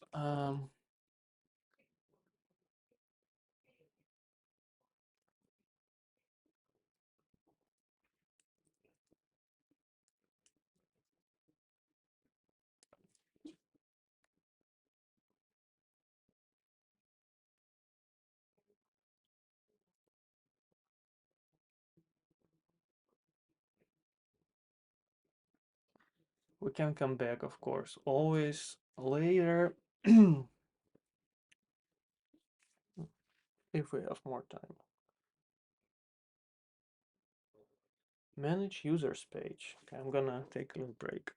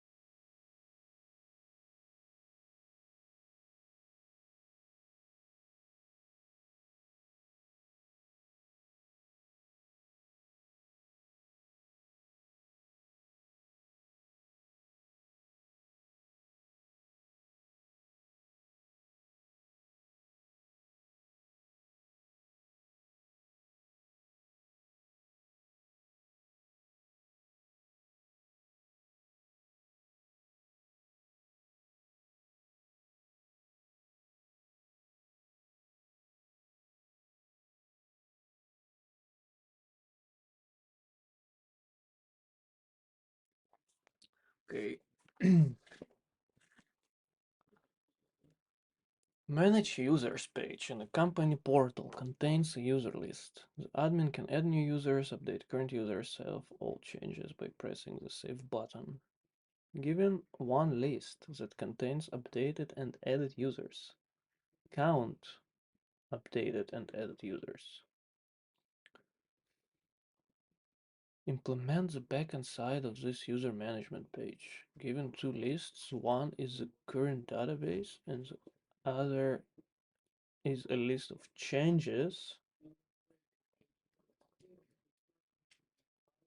The first value in a record is user ID. What's going on here?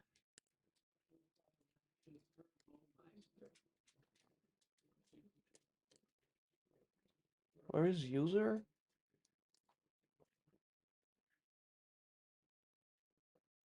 Class user is somewhere, I imagine.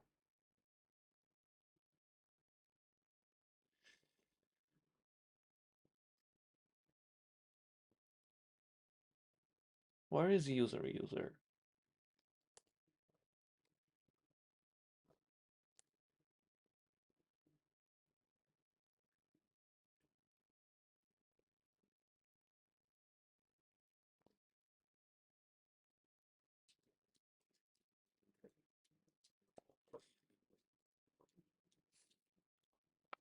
What you should return to, you should return a tuple.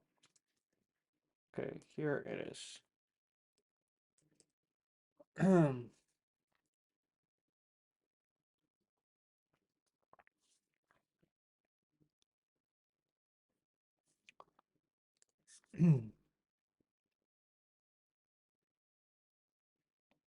Updated, inserted. Okay, so you get select star from users and you get the same but with changes. So diff the records and see if the value is 0, it's a new user to insert. If there is another user ID, compare all of the attributes with what's in the database. If there is a difference, the record is updated.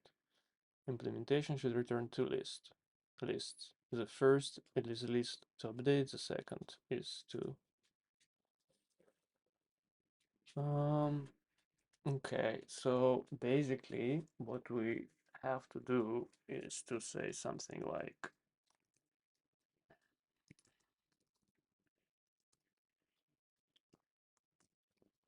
um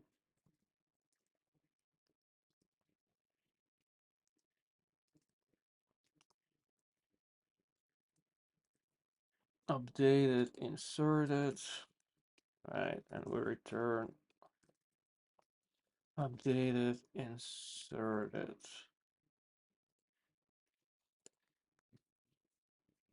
Mm,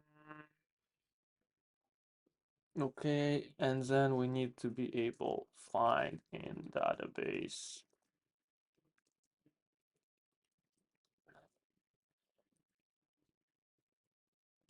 Um, private static find. No, wait a second. It's not static.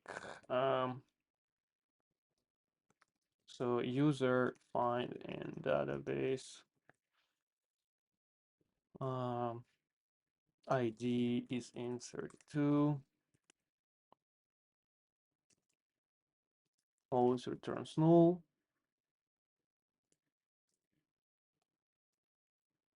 What is wrong with this?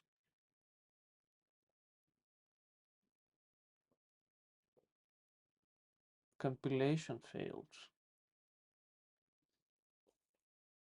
Oh, I guess I cannot use this. Or I cannot use this.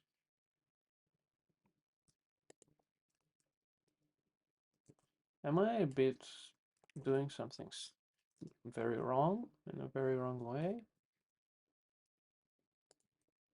Oh, of course, this is not Swift. Okay, and okay, the other way around. Okay, now it should work. Uh, now it should compile. Mm, your output, your okay. Uh, so basically, this would be new users list. I would say it changes changed users, but not let's not where something to list because we need to return a list. Where user find in database user is null. So that should actually work already. User ID. Oh, actually it says ID is 0, where user ID is 0. Okay, so that's one. Um,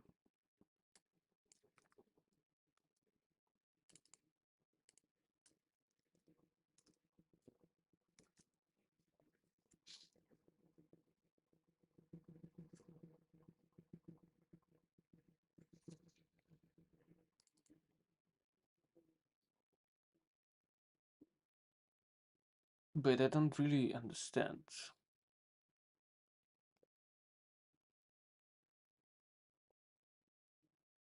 Why wouldn't I just compare IDs?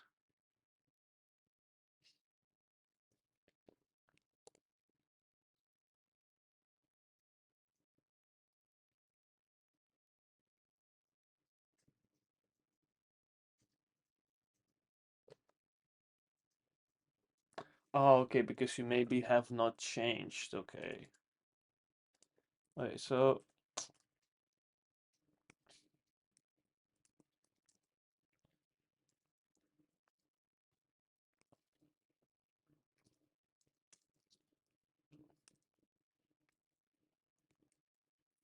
okay, so this is first of all is this. We'll do this and also something else.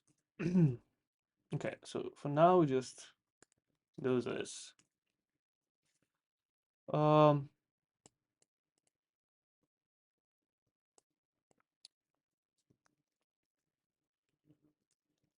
list of users with the capacity of this.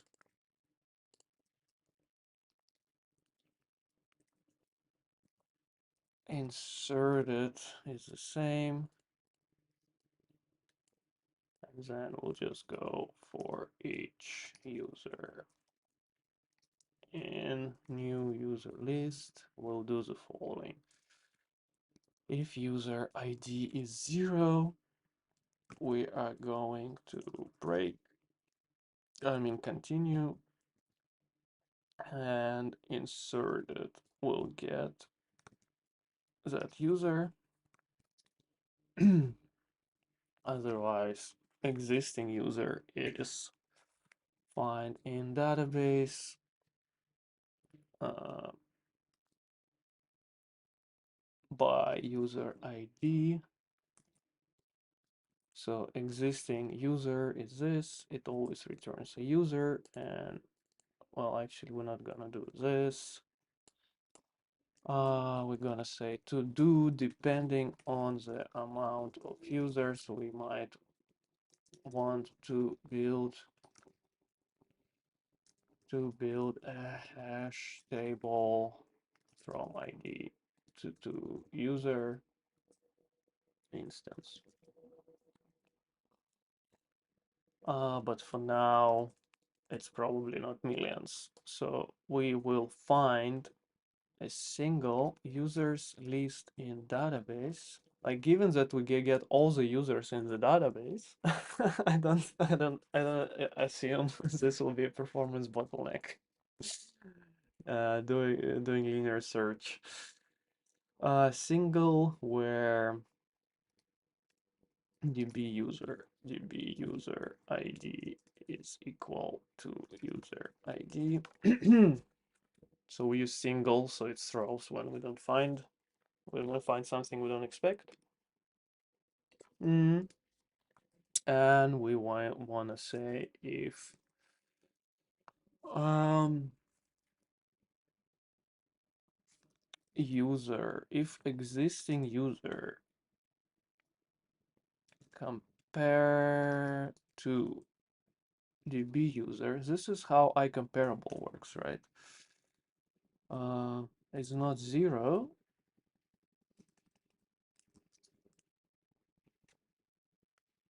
We're going to say inserted, no, I mean updated at existing user. So of course, there is no argument. Of course, this would require that we implement iComparable on user, but because I don't see a definition in here, I don't see a definition in here, and in Swift it's not possible to conform to interface outside of a definition. So I cannot just say, here's an extension of user. Like in Swift, for example, you can say, here's iComparable, uh, and implement it here. So we have to just come up with our own function. Uh,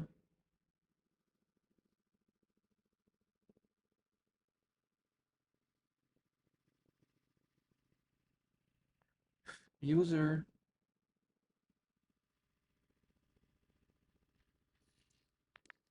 Okay.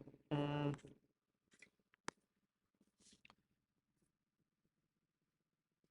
So basically, if let's say users are different, existing user and our user, we do this. Now we need to implement this, right?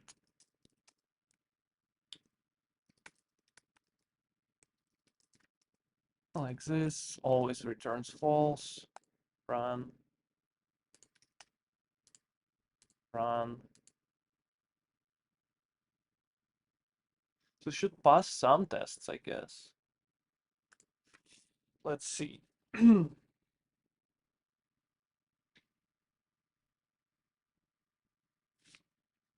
Passed some cases.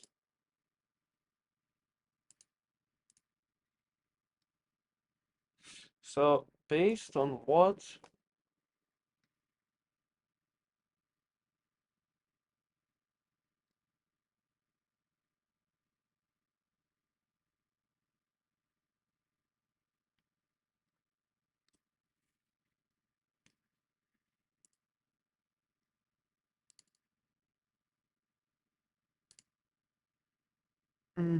Oh, here's a class user.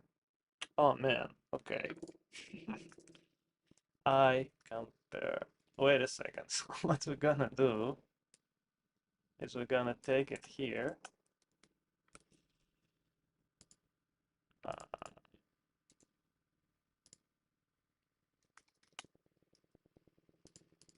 um,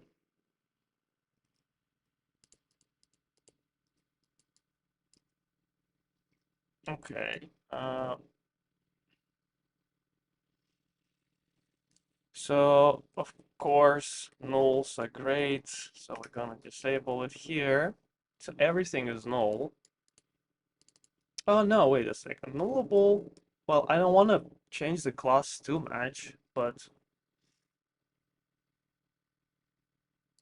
I don't know how this is compiling.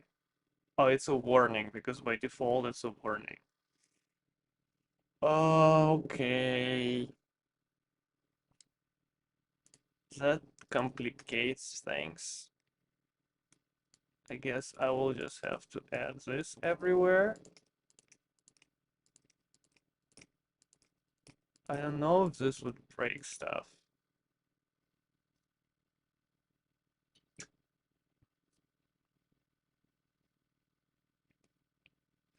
You know what? We're just gonna say we're just gonna say this. Let's see if we can change this. Can we change this?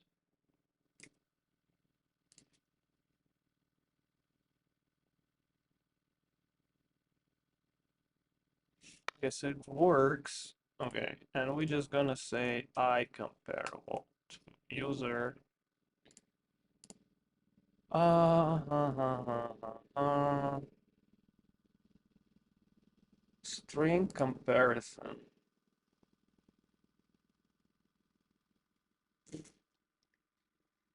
That's interesting, but let's just go for default. Okay, this is what I would do.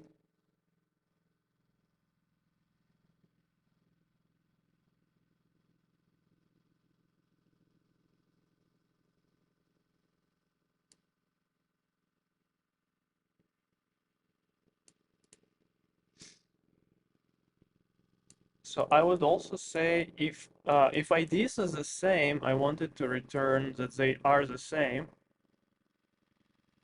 but that's not really possible because IDs in here match IDs in here. Okay, I'm fine with this. I would write some tests normally, but yeah.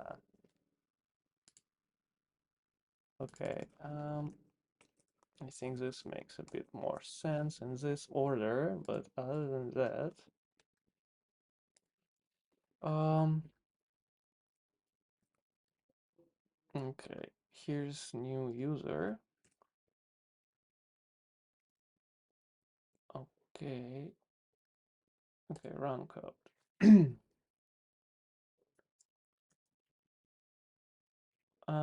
I can just say this like this now.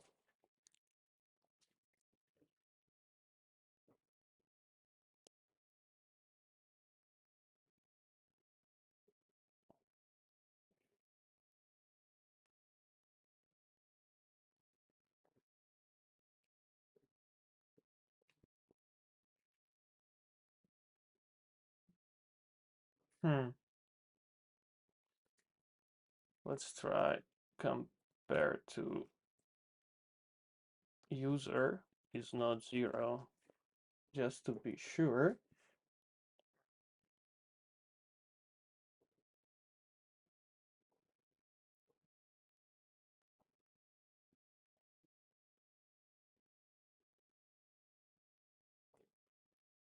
Uh-huh, so that's because it's a class. Is it also an idea to make it a struct and then it just works? Okay, submit.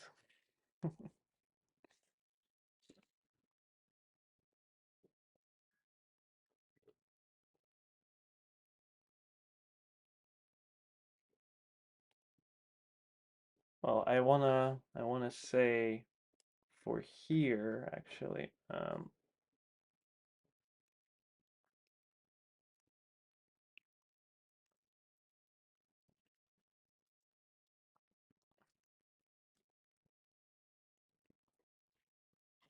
How do you say it? C sharp after generated.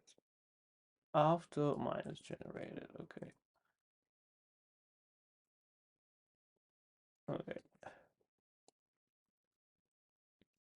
So now it won't be linted. Okay. Submit. Implement 3 functions to allow users to register, log in, and log out. See the table for message just to return. Oh man, that sounds like a lot of work, and I only have 1 hour.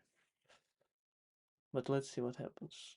Users can register from any location with their email, password, and location info. There is a list of allowed locations. Users can log in with an email address and password. Users can log out. The possible messages that should be returned depending on the condition. Um, Create a user class implementing iUser. The class should have.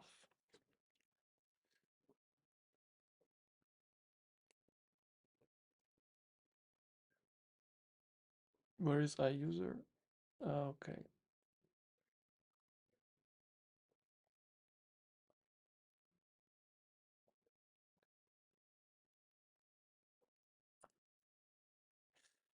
Takes a list of allowed locations. Application auth state takes a list of allowed locations. A constructor which does that initializes a register and user logged in. I would make everything frozen also. Not just a list, but also frozen list. Is frozen list a thing? Or actually a set? That's also nice. The public register methods. Uh,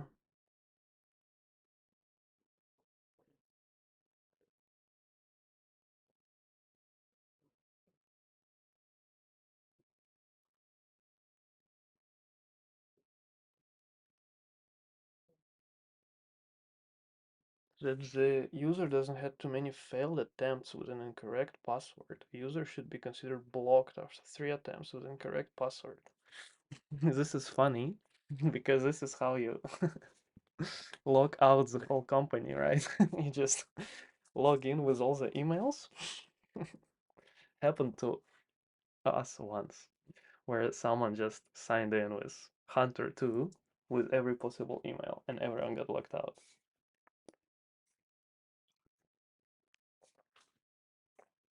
Okay, I wish I could copy this so that I can collapse it and go one by one. Okay, but let's just go and do that. Um, so we are going to delete all of this. Okay, interface on UI user. So create a user class. Why is it a class? I'm always also a constructor which takes ID, email, password, and location. ID, email, password, and location. Incorrect attempt is on a user. Interesting. So the first four properties is initialized to 0. Okay, let's see. Public ref struct. Can I do this? User, user. I'm curious. Let's not. Okay, doesn't implement it here. It's implementing. Um,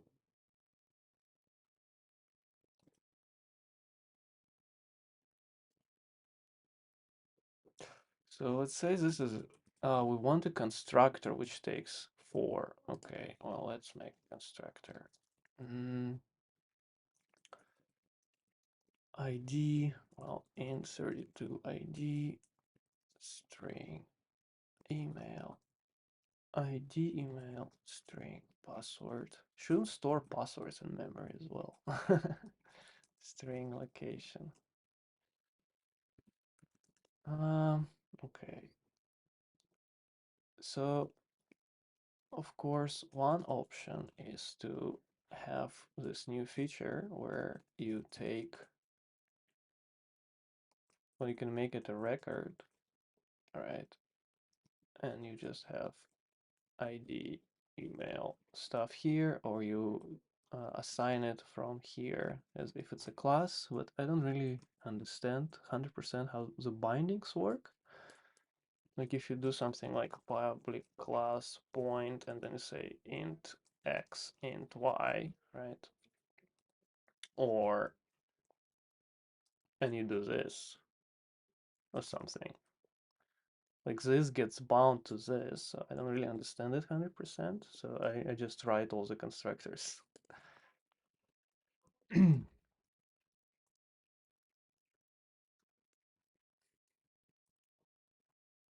So ID is ID, email is email.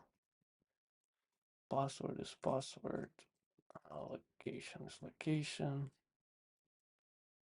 And incorrect attempt is 0.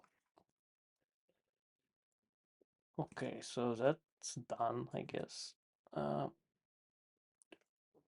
So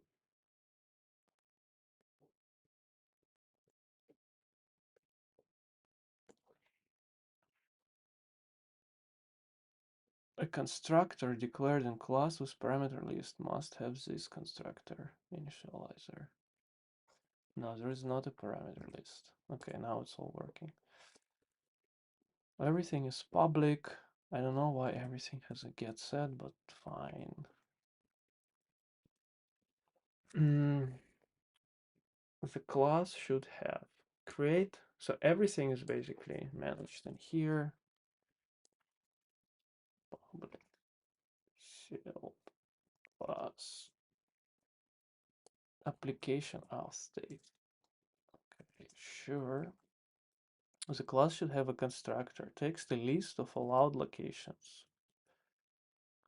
So I'm also always curious, right? Why interfaces have concrete parameters and not have like iList here, for example, or iRead-only as well. But that is okay. So let's just fix this.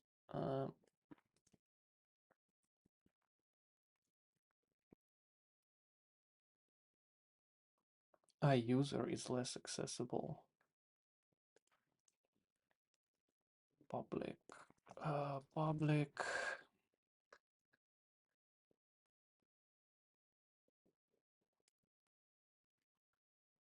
So constructor which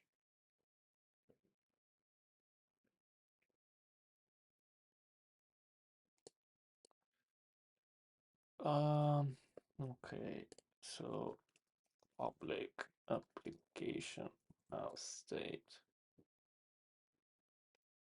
and this has get a set of list. So set always forces you to give a list, even though if you can have like enumerable. So that's a little bit. I would change it maybe later. But sure, let's go with lists. Takes a list of allowed locations. I read only collections, string, allowed locations. Well, it says takes a list. Okay.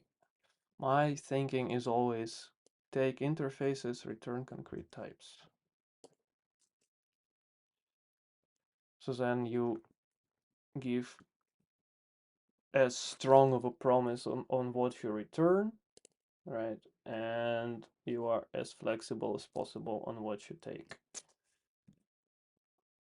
Takes a list of allowed locations. So not a list, not a list string. So I would actually say I read only collection. Don't like enumerables too much because what if it triggers a query? But read-only collection is nice because it signifies I'm not gonna modify anything, and a lot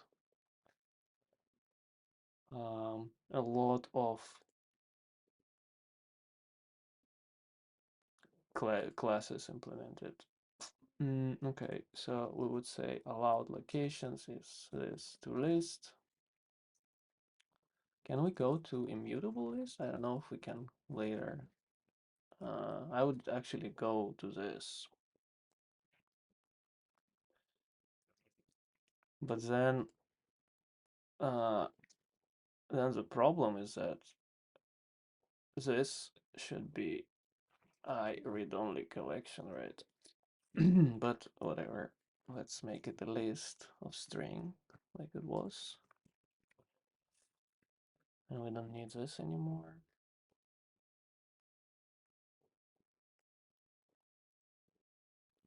And I am also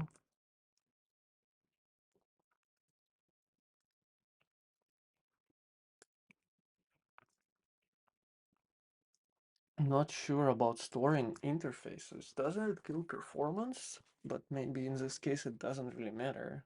Like in a sense that we don't know the size of each record. Well, they're all classes, so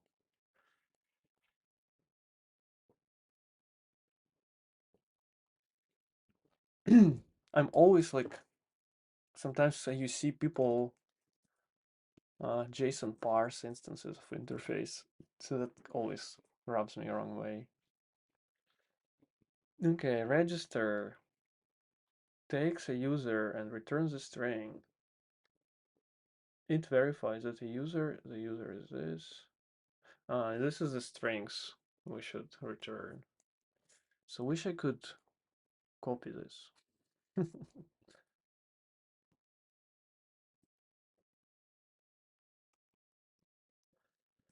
So, okay, I would make a probably in real world, not a string returning API, but some kind of a action result similar to action result, and then when you toString it, you get this, right?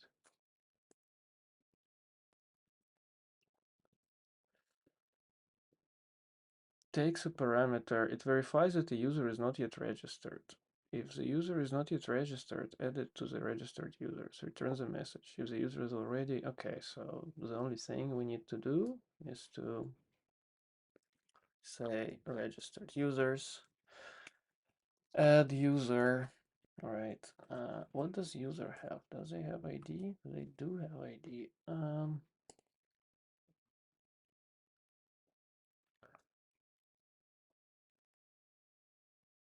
So how can you have an ID here actually?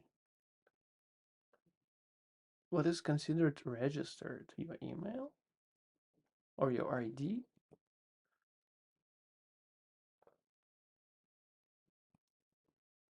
So you would have to pass an ID, right? What is considered registers? Somewhere here. With their email, password, and location. So this can't accept a user, but it does. Anyway, let's just assume that ID is okay to check. Contains user. So there is all or none. Is there none?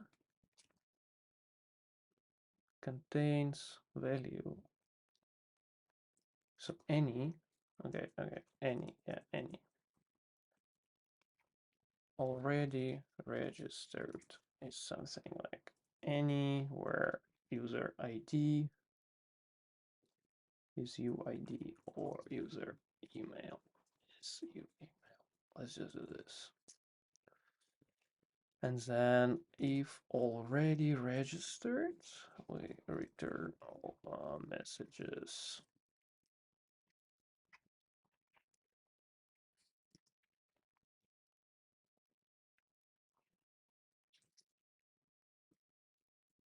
Okay, otherwise we return messages registered. Okay.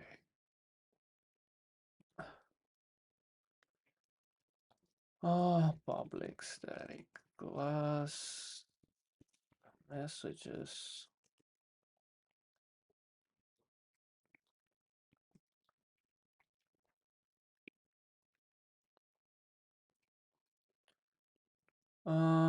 Already registered already. It's nice to also prefix everything like this instead of suffixing it.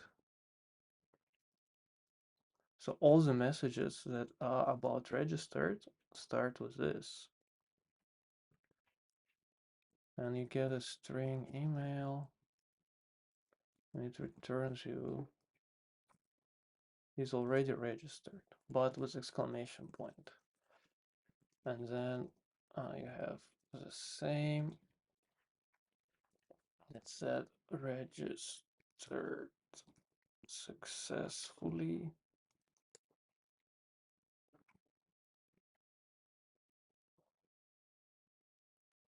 Successfully registered. Registered successfully. Okay, and then login static string. Login string is not registered. Registered. It's a very loud system. Login not registered. Login successful.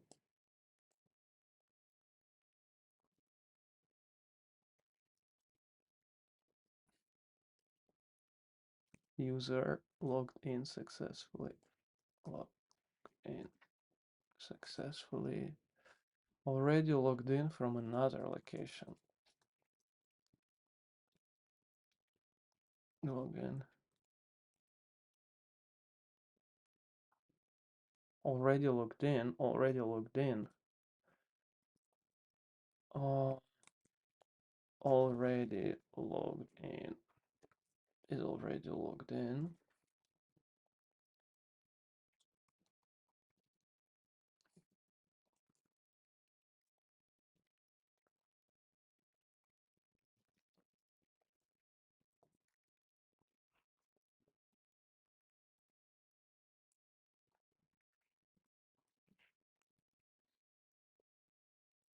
Okay.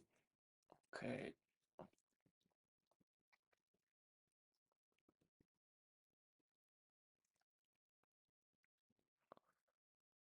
Is blocked. Okay. AI is learning. Is not allowed to log in. Okay.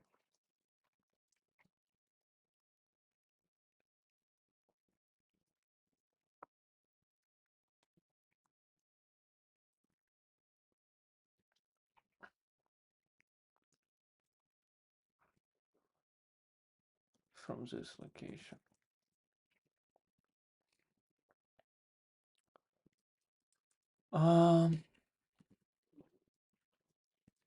This password is login wrong password.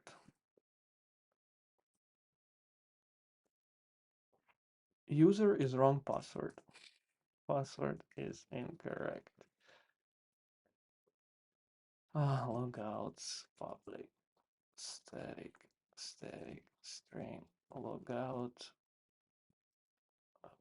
Okay, it's a bit inconsistent, but is not it logged out successfully, and logout not logged in is not logged in is not logged in. Okay, that was honest part. Okay, so register takes a user and does those two things. I guess that's fine. Make sure this is how already. This is a good way to check whether you are registered. Well, it says that register takes. Oh no, it doesn't say that. Here somewhere it says that users can register with email, password, and location. That's what it says. So I'm gonna remove this.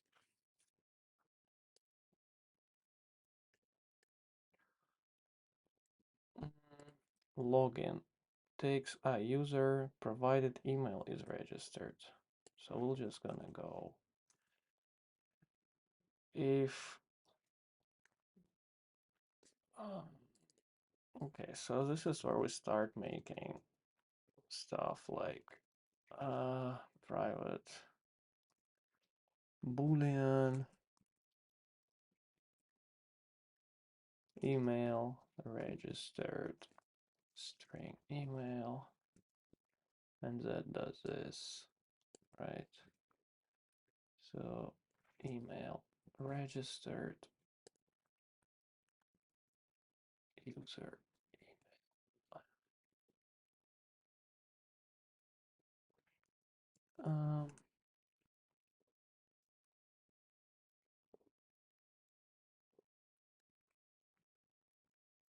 email. So user does not have too many failed login attempts with an incorrect password. User should be considered blocked after 3 attempts with an incorrect password. That the password is correct. The user is allowed to log in from the given location. The user is not already logged in already from a different location. I see you're also we're tired when typing this. And the user is not already logged in at all. Why was that? Why is it different locations? If all tests pass, add the user to the logged in list to reset the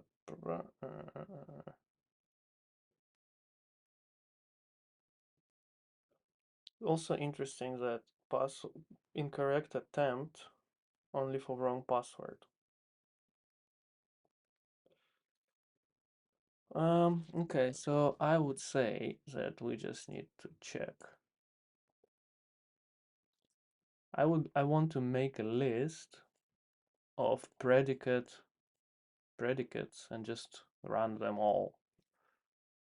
So something like, right, var error messages as login checks,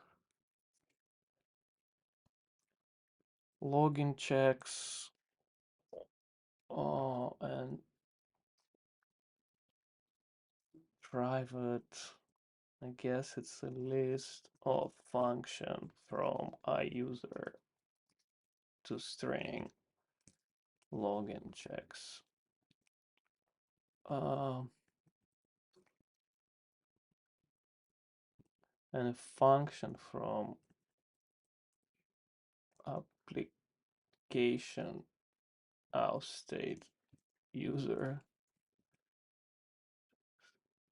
Uh,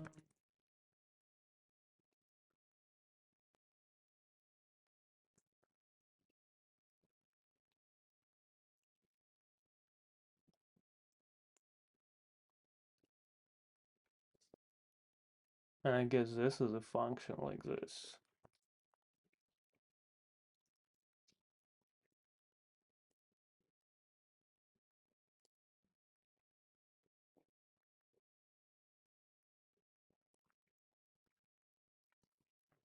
So you would have something like, oh, let's reverse this. Oh, actually, you have a list of two tuples. This and the other one. Auth, so something that does I state and takes a user email and returns boolean.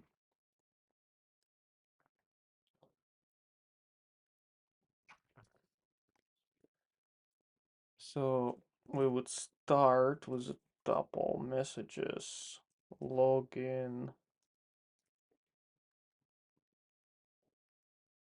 uh, login wrong password, let's say, right? Login wrong password, and the check is something like state email, like this. Okay. And state is our state and email is string. So this is what I would start doing, right?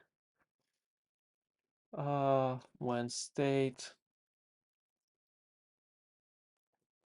registered users, single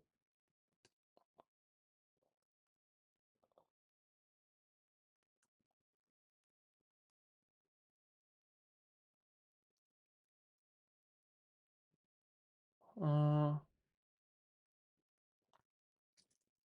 user email is email.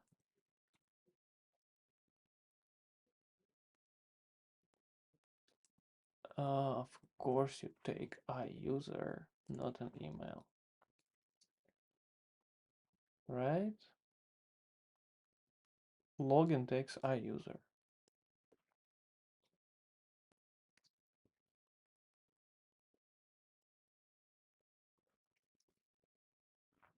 I'm gonna say login here. Login email. And then the password is login password, right?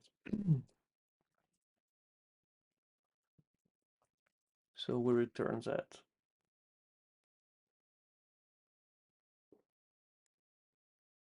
Why is it to Boolean?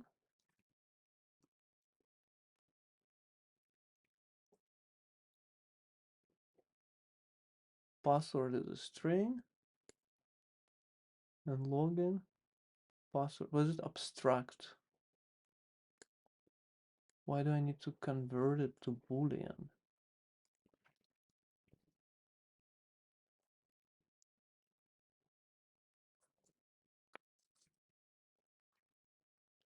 Cannot convert expression type of, oh, sorry, equals. So this is funny because I can just assign from anywhere. That's not great. And so we would make a bunch of this, right? And we would have private func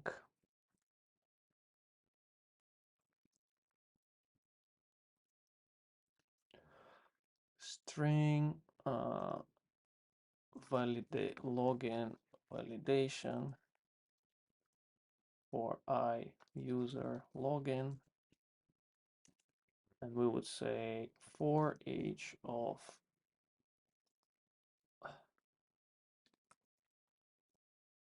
for each assertion, right, in login assertions, and we would make some messages. Since we're using lists everywhere, let's put a list here. And a capacity is login assertions count.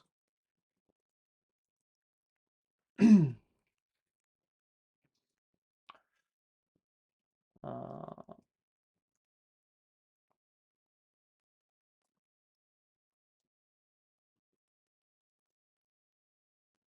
so we would say that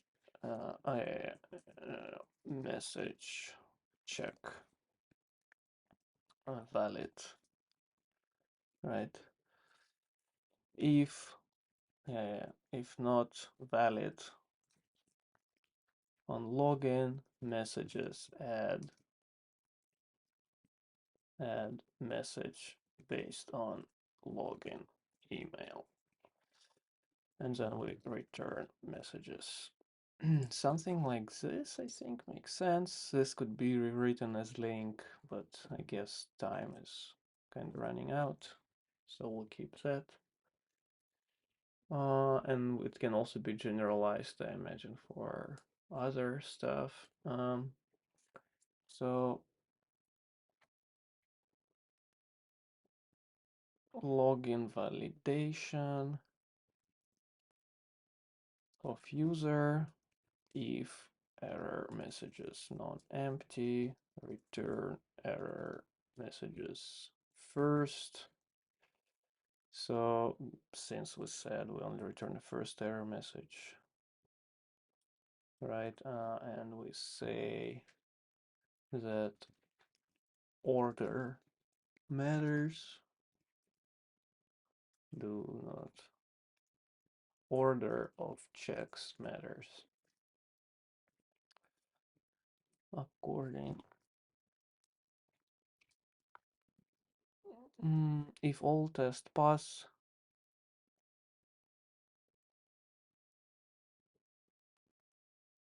yeah, so this kind of password check, right, is a little bit broken. provided email is registered. Why? So why is password is here? Okay, that the provided email is registered. Okay. Not registered.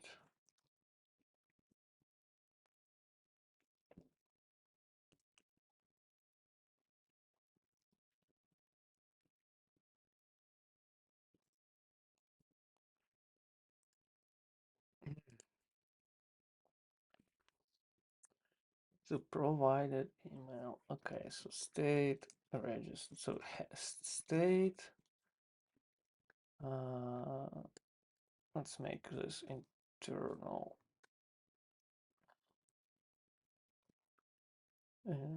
State email. Let's cast it. Email registered login email. So that's a check, right?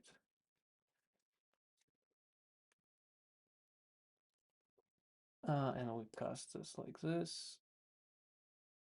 Cannot convert element to iterator type. I forgot the brace. Okay. I think this is better way to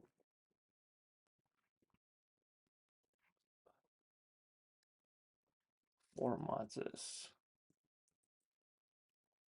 Okay.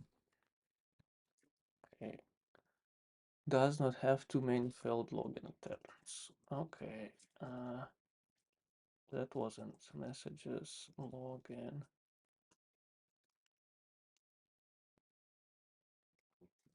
We don't have too many login attempts.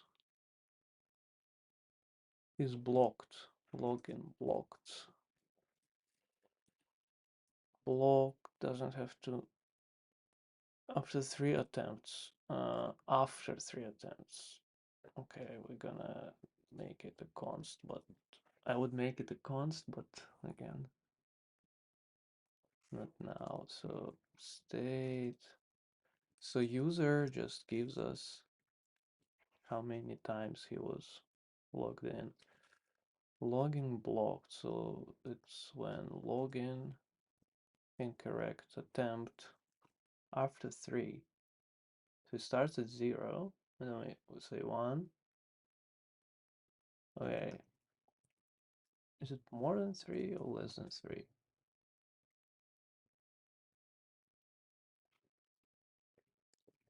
Why is there... Oh, comma is not there.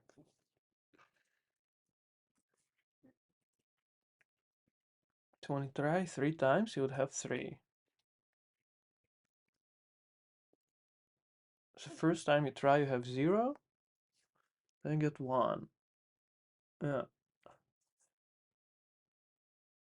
After 3 attempts. So when he did 3 attempts, so the fourth is not allowed. 1. Then do it again, you'll have 2, and you're doing it 3. Okay, this is correct. The password is correct. Login password, yes. The user is allowed to log in from the given location. So now we kind of doing this multiple times.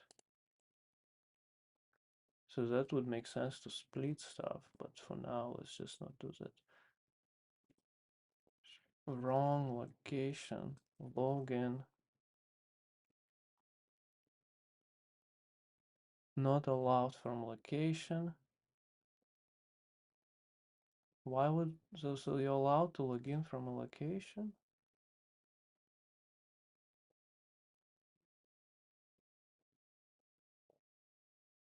I guess allowed locations?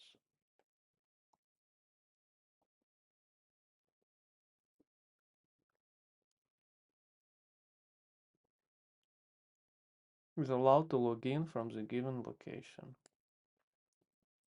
So I guess state allowed locations contains login location. Okay. User isn't logged in from a different. So that I don't understand. Login. So logged in from a different location. So what happens is that oh, we want this. The reason we have this separate is because we want to give a separate message because we can just check the last one. User is not already logged in already from a different location. So allowed location. So login. I mean state. Uh, users logged in. Single or default.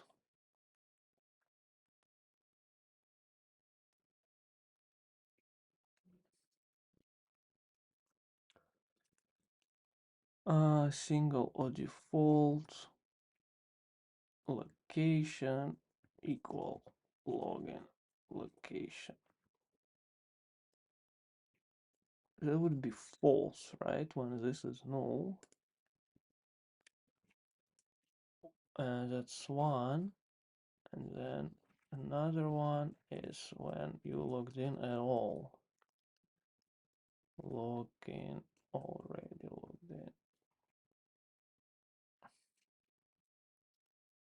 This is when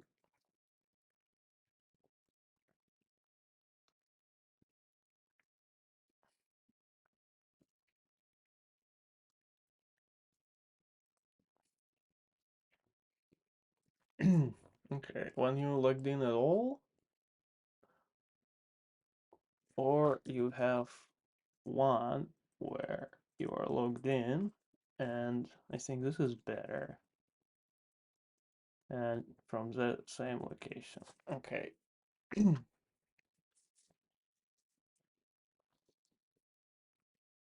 And it could be more efficient where you first find single default of this and then also compare to distinguish messages, but let's go for a nicer way. Okay, so otherwise, if this is not valid,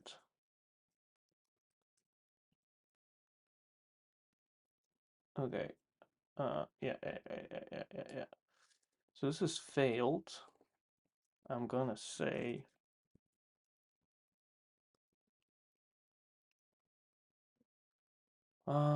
registered users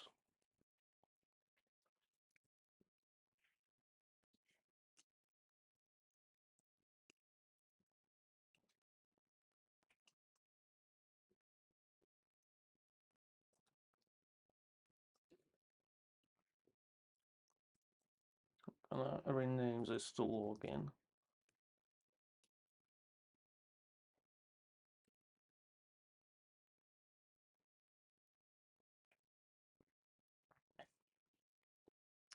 Where this is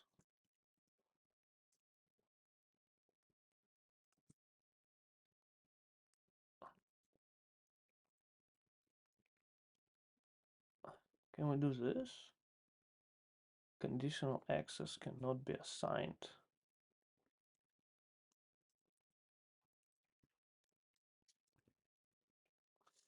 Um, I think we should have done. We should have done that we give login and a user, registered user, to do refactor. For later discussion. Refactor to accept registered user and login attempt.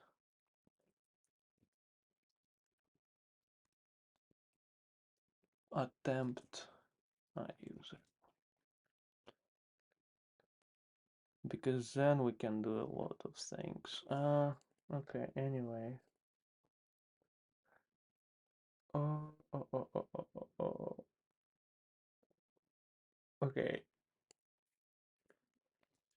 So if user is not null, because it's a class, it's all by reference, right? So we can just do this. So we don't need to copy stuff over. Okay. Okay. Otherwise, we say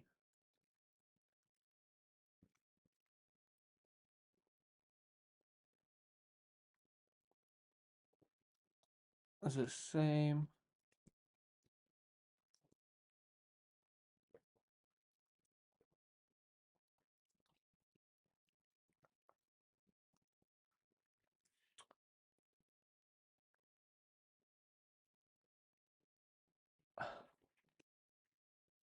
To do this should check in registered users.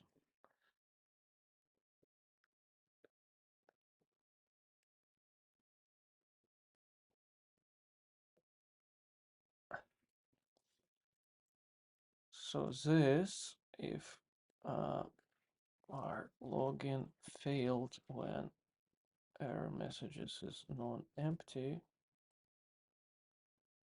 so when login failed, it's user incorrect attempt +1, otherwise 0. Okay.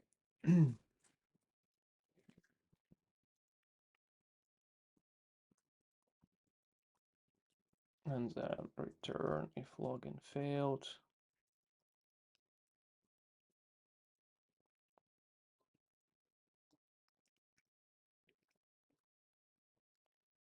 Okay, log out.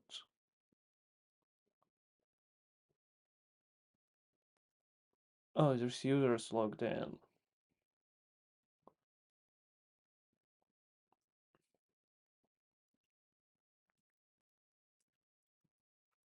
Nope. If login failed first. Okay, and then we do users logged in, add login. This is very strange. But it's the same interface everywhere. I would not do it like this at all, I think.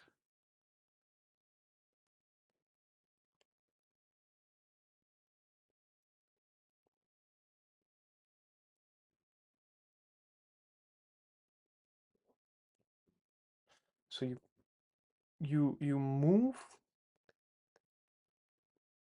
Do you move from registered to logged in? And do you move login or do you move this? This is like a bit trippy for me for now. Okay, let's just try this.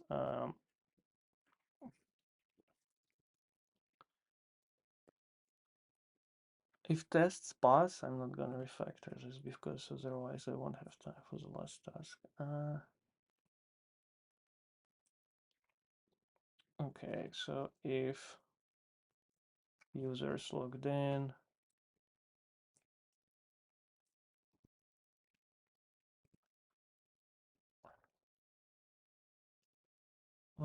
if logged in is null, return messages log out, not logged in.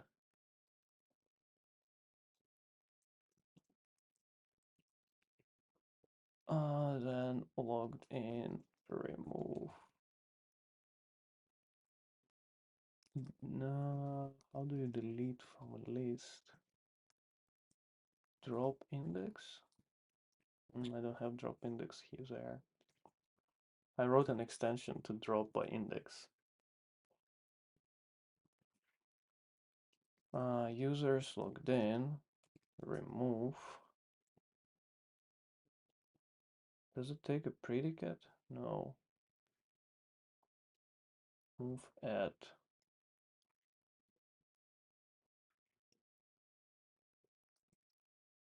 index, find index.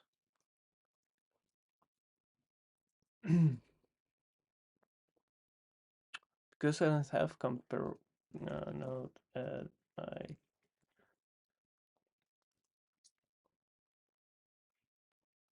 uh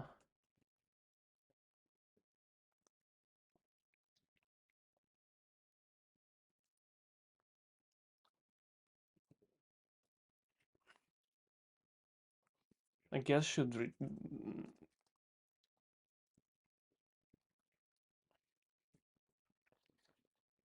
okay, I'm just gonna try this. I'm just gonna try if this works.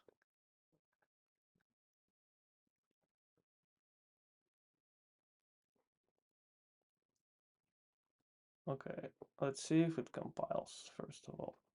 Oh man, what? Yeah, you.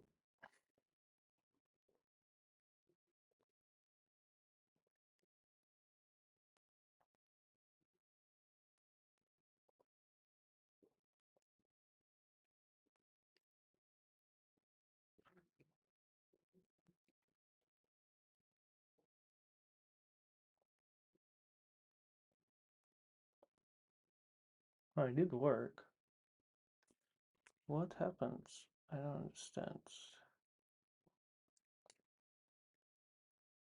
What is the error? Oh, oh, okay, okay, because this is not public.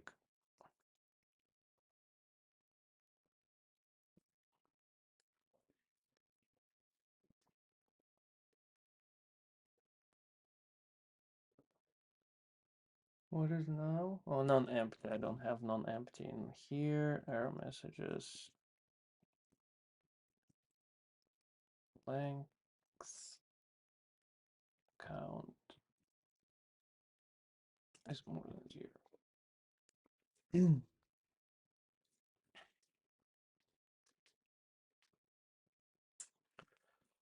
Sequence contains no matching elements.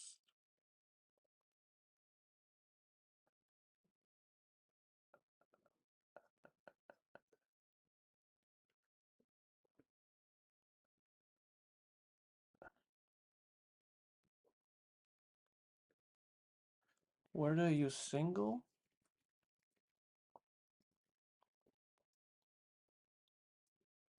Oh, wrong password.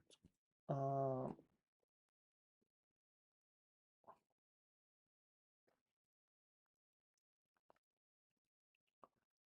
that makes sense. Like this is not null. I think it should be. State login for wrong password. Okay.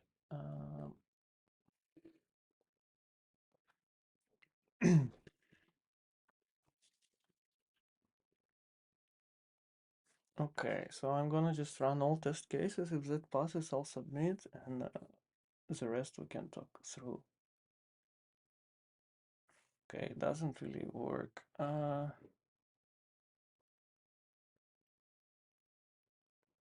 User 10 registered is already registered, is not registered.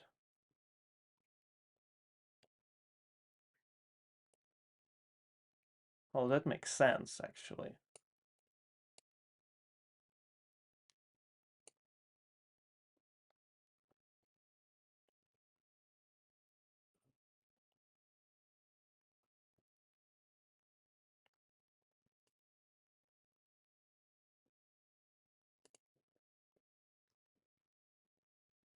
I'm gonna submit this, actually. I don't have time. A company is launching a service for library management. Oh, this is just happening. What is the task?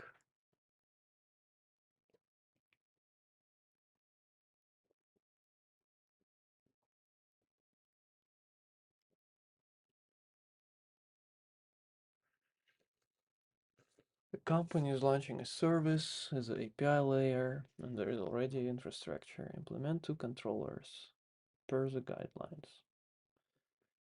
Each library has a JSON object with the following properties.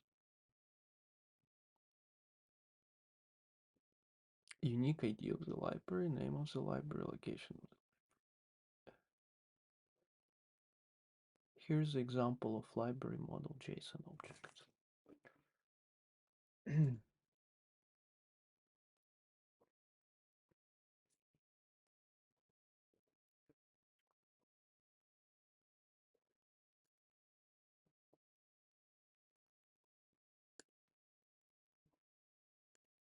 Is it possible to see the files? I don't get it.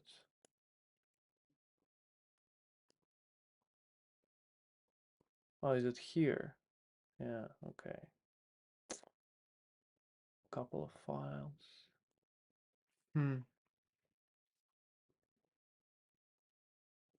Implement the following API: post, get, post, delete.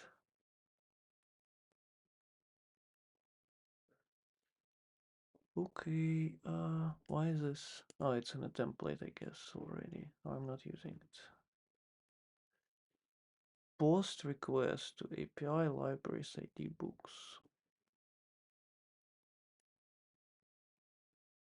API slash libraries.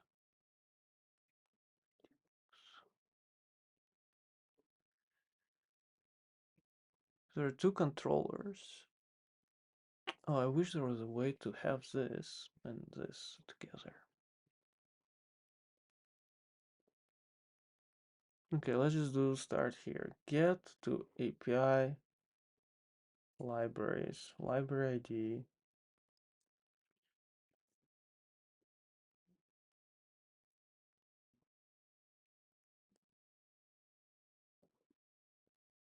Huh? What is library? A libraries controller we don't need to touch, right? Or do we? Oh, post to API libraries and delete to API libraries. So you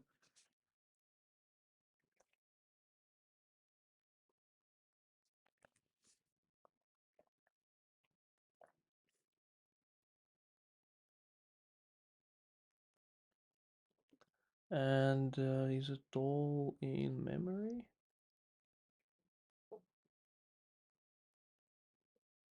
Yeah, so we have a DTO kinda.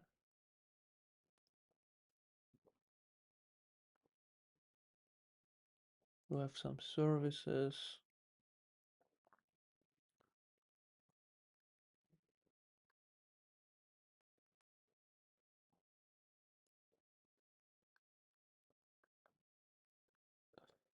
Yeah, so of course the idea you add stuff here, you expose it in the controller, and I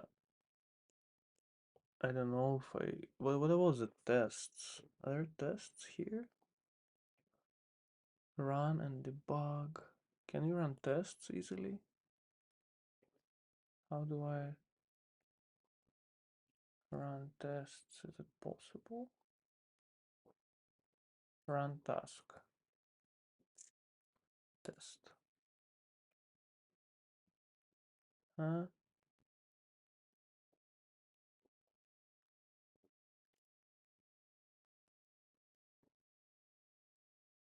Ah, okay, that works.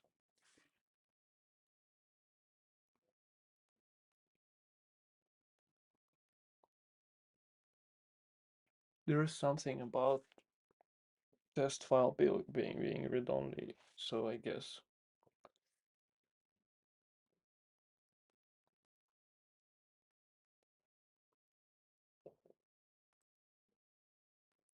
Okay, so it's not found, so we can just use this, I guess, as a kind of.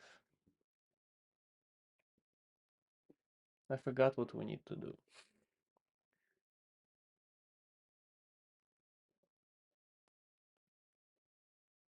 Okay, so API library ID books. So if we do this,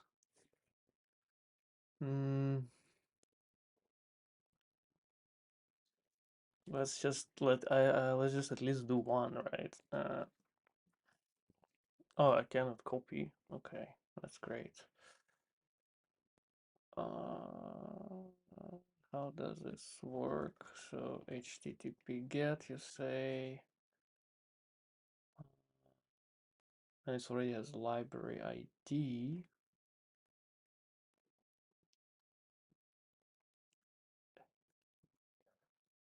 So public books. So do we need to add a route? Let's just add a route just to be sure.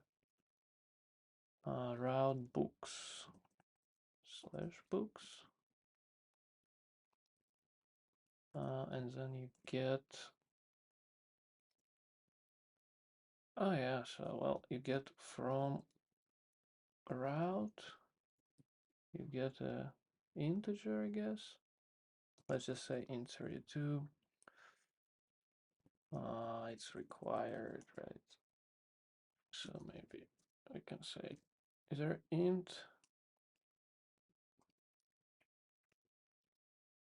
Oh, that's not supported here, but you can specify this stuff, whatever.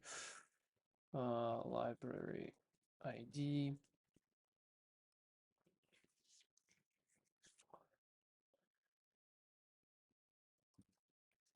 What's wrong? Method must have return type. So how does it work? Action, result of list of book. So let's say return, okay, empty list. So now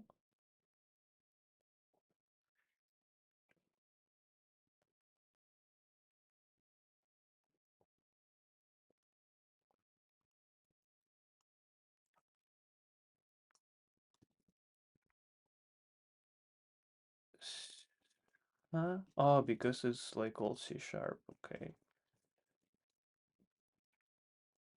Okay, it's alt C sharp, so that doesn't work. So now I have three failing, and they all fail because not found. How can I rerun tests?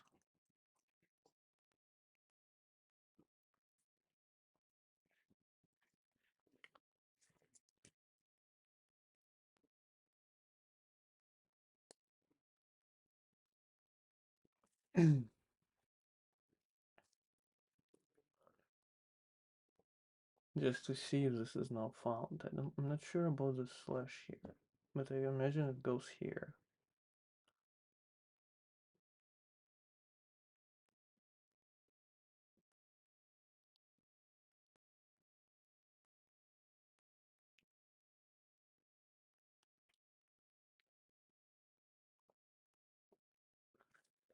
Expected 201, expected 200, but found, not found. So I guess that's one.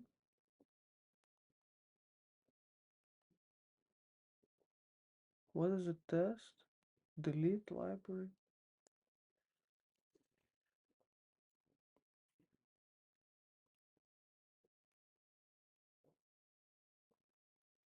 Okay, let's just say what we would do, right? So we would just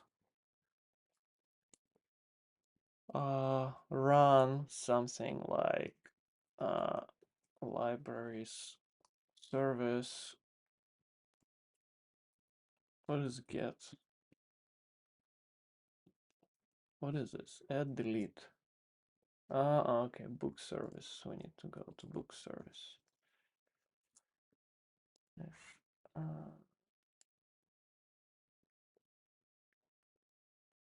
Why is it here? Oh, it's interface.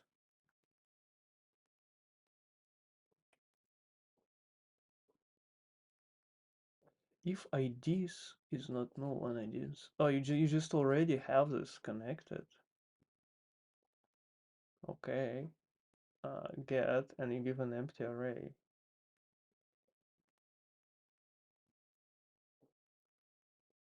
So basically, I'm not really sure. I give library ID an empty array. Okay, I'll give null here.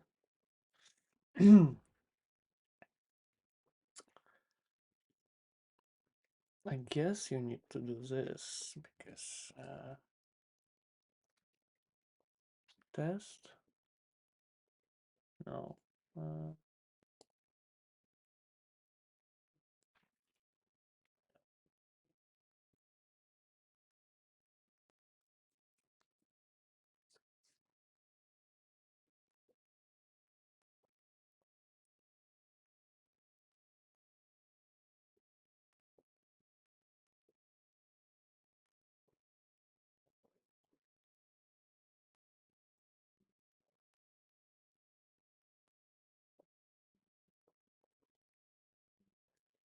okay, and one example was to add book to the given library.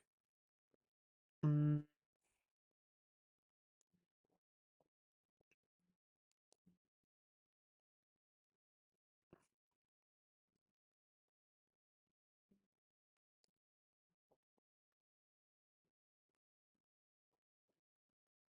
I guess it's a library service.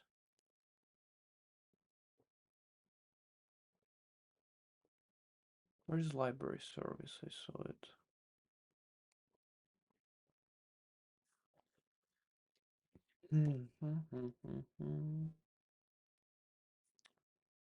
Is there like a window where I can see all the methods? Get libraries, add library, add range. Uh, I guess the idea is that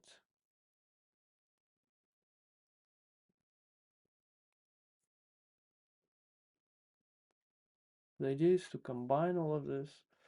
I don't think I have a lot of time left, so but it's also looks very straightforward. So you create a book and then you create a library and then you say I want to add the book 3 to library 5. So there is probably a join table. Uh,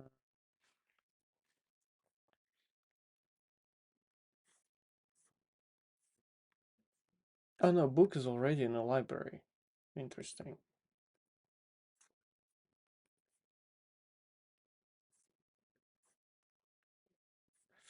Well, anyway, we're not gonna have time to do this, but hopefully we can talk through it. It's also all very straightforward, right? Just simple APIs. Okay, thanks. Hope you enjoy this recording and looking forward to talking to you later.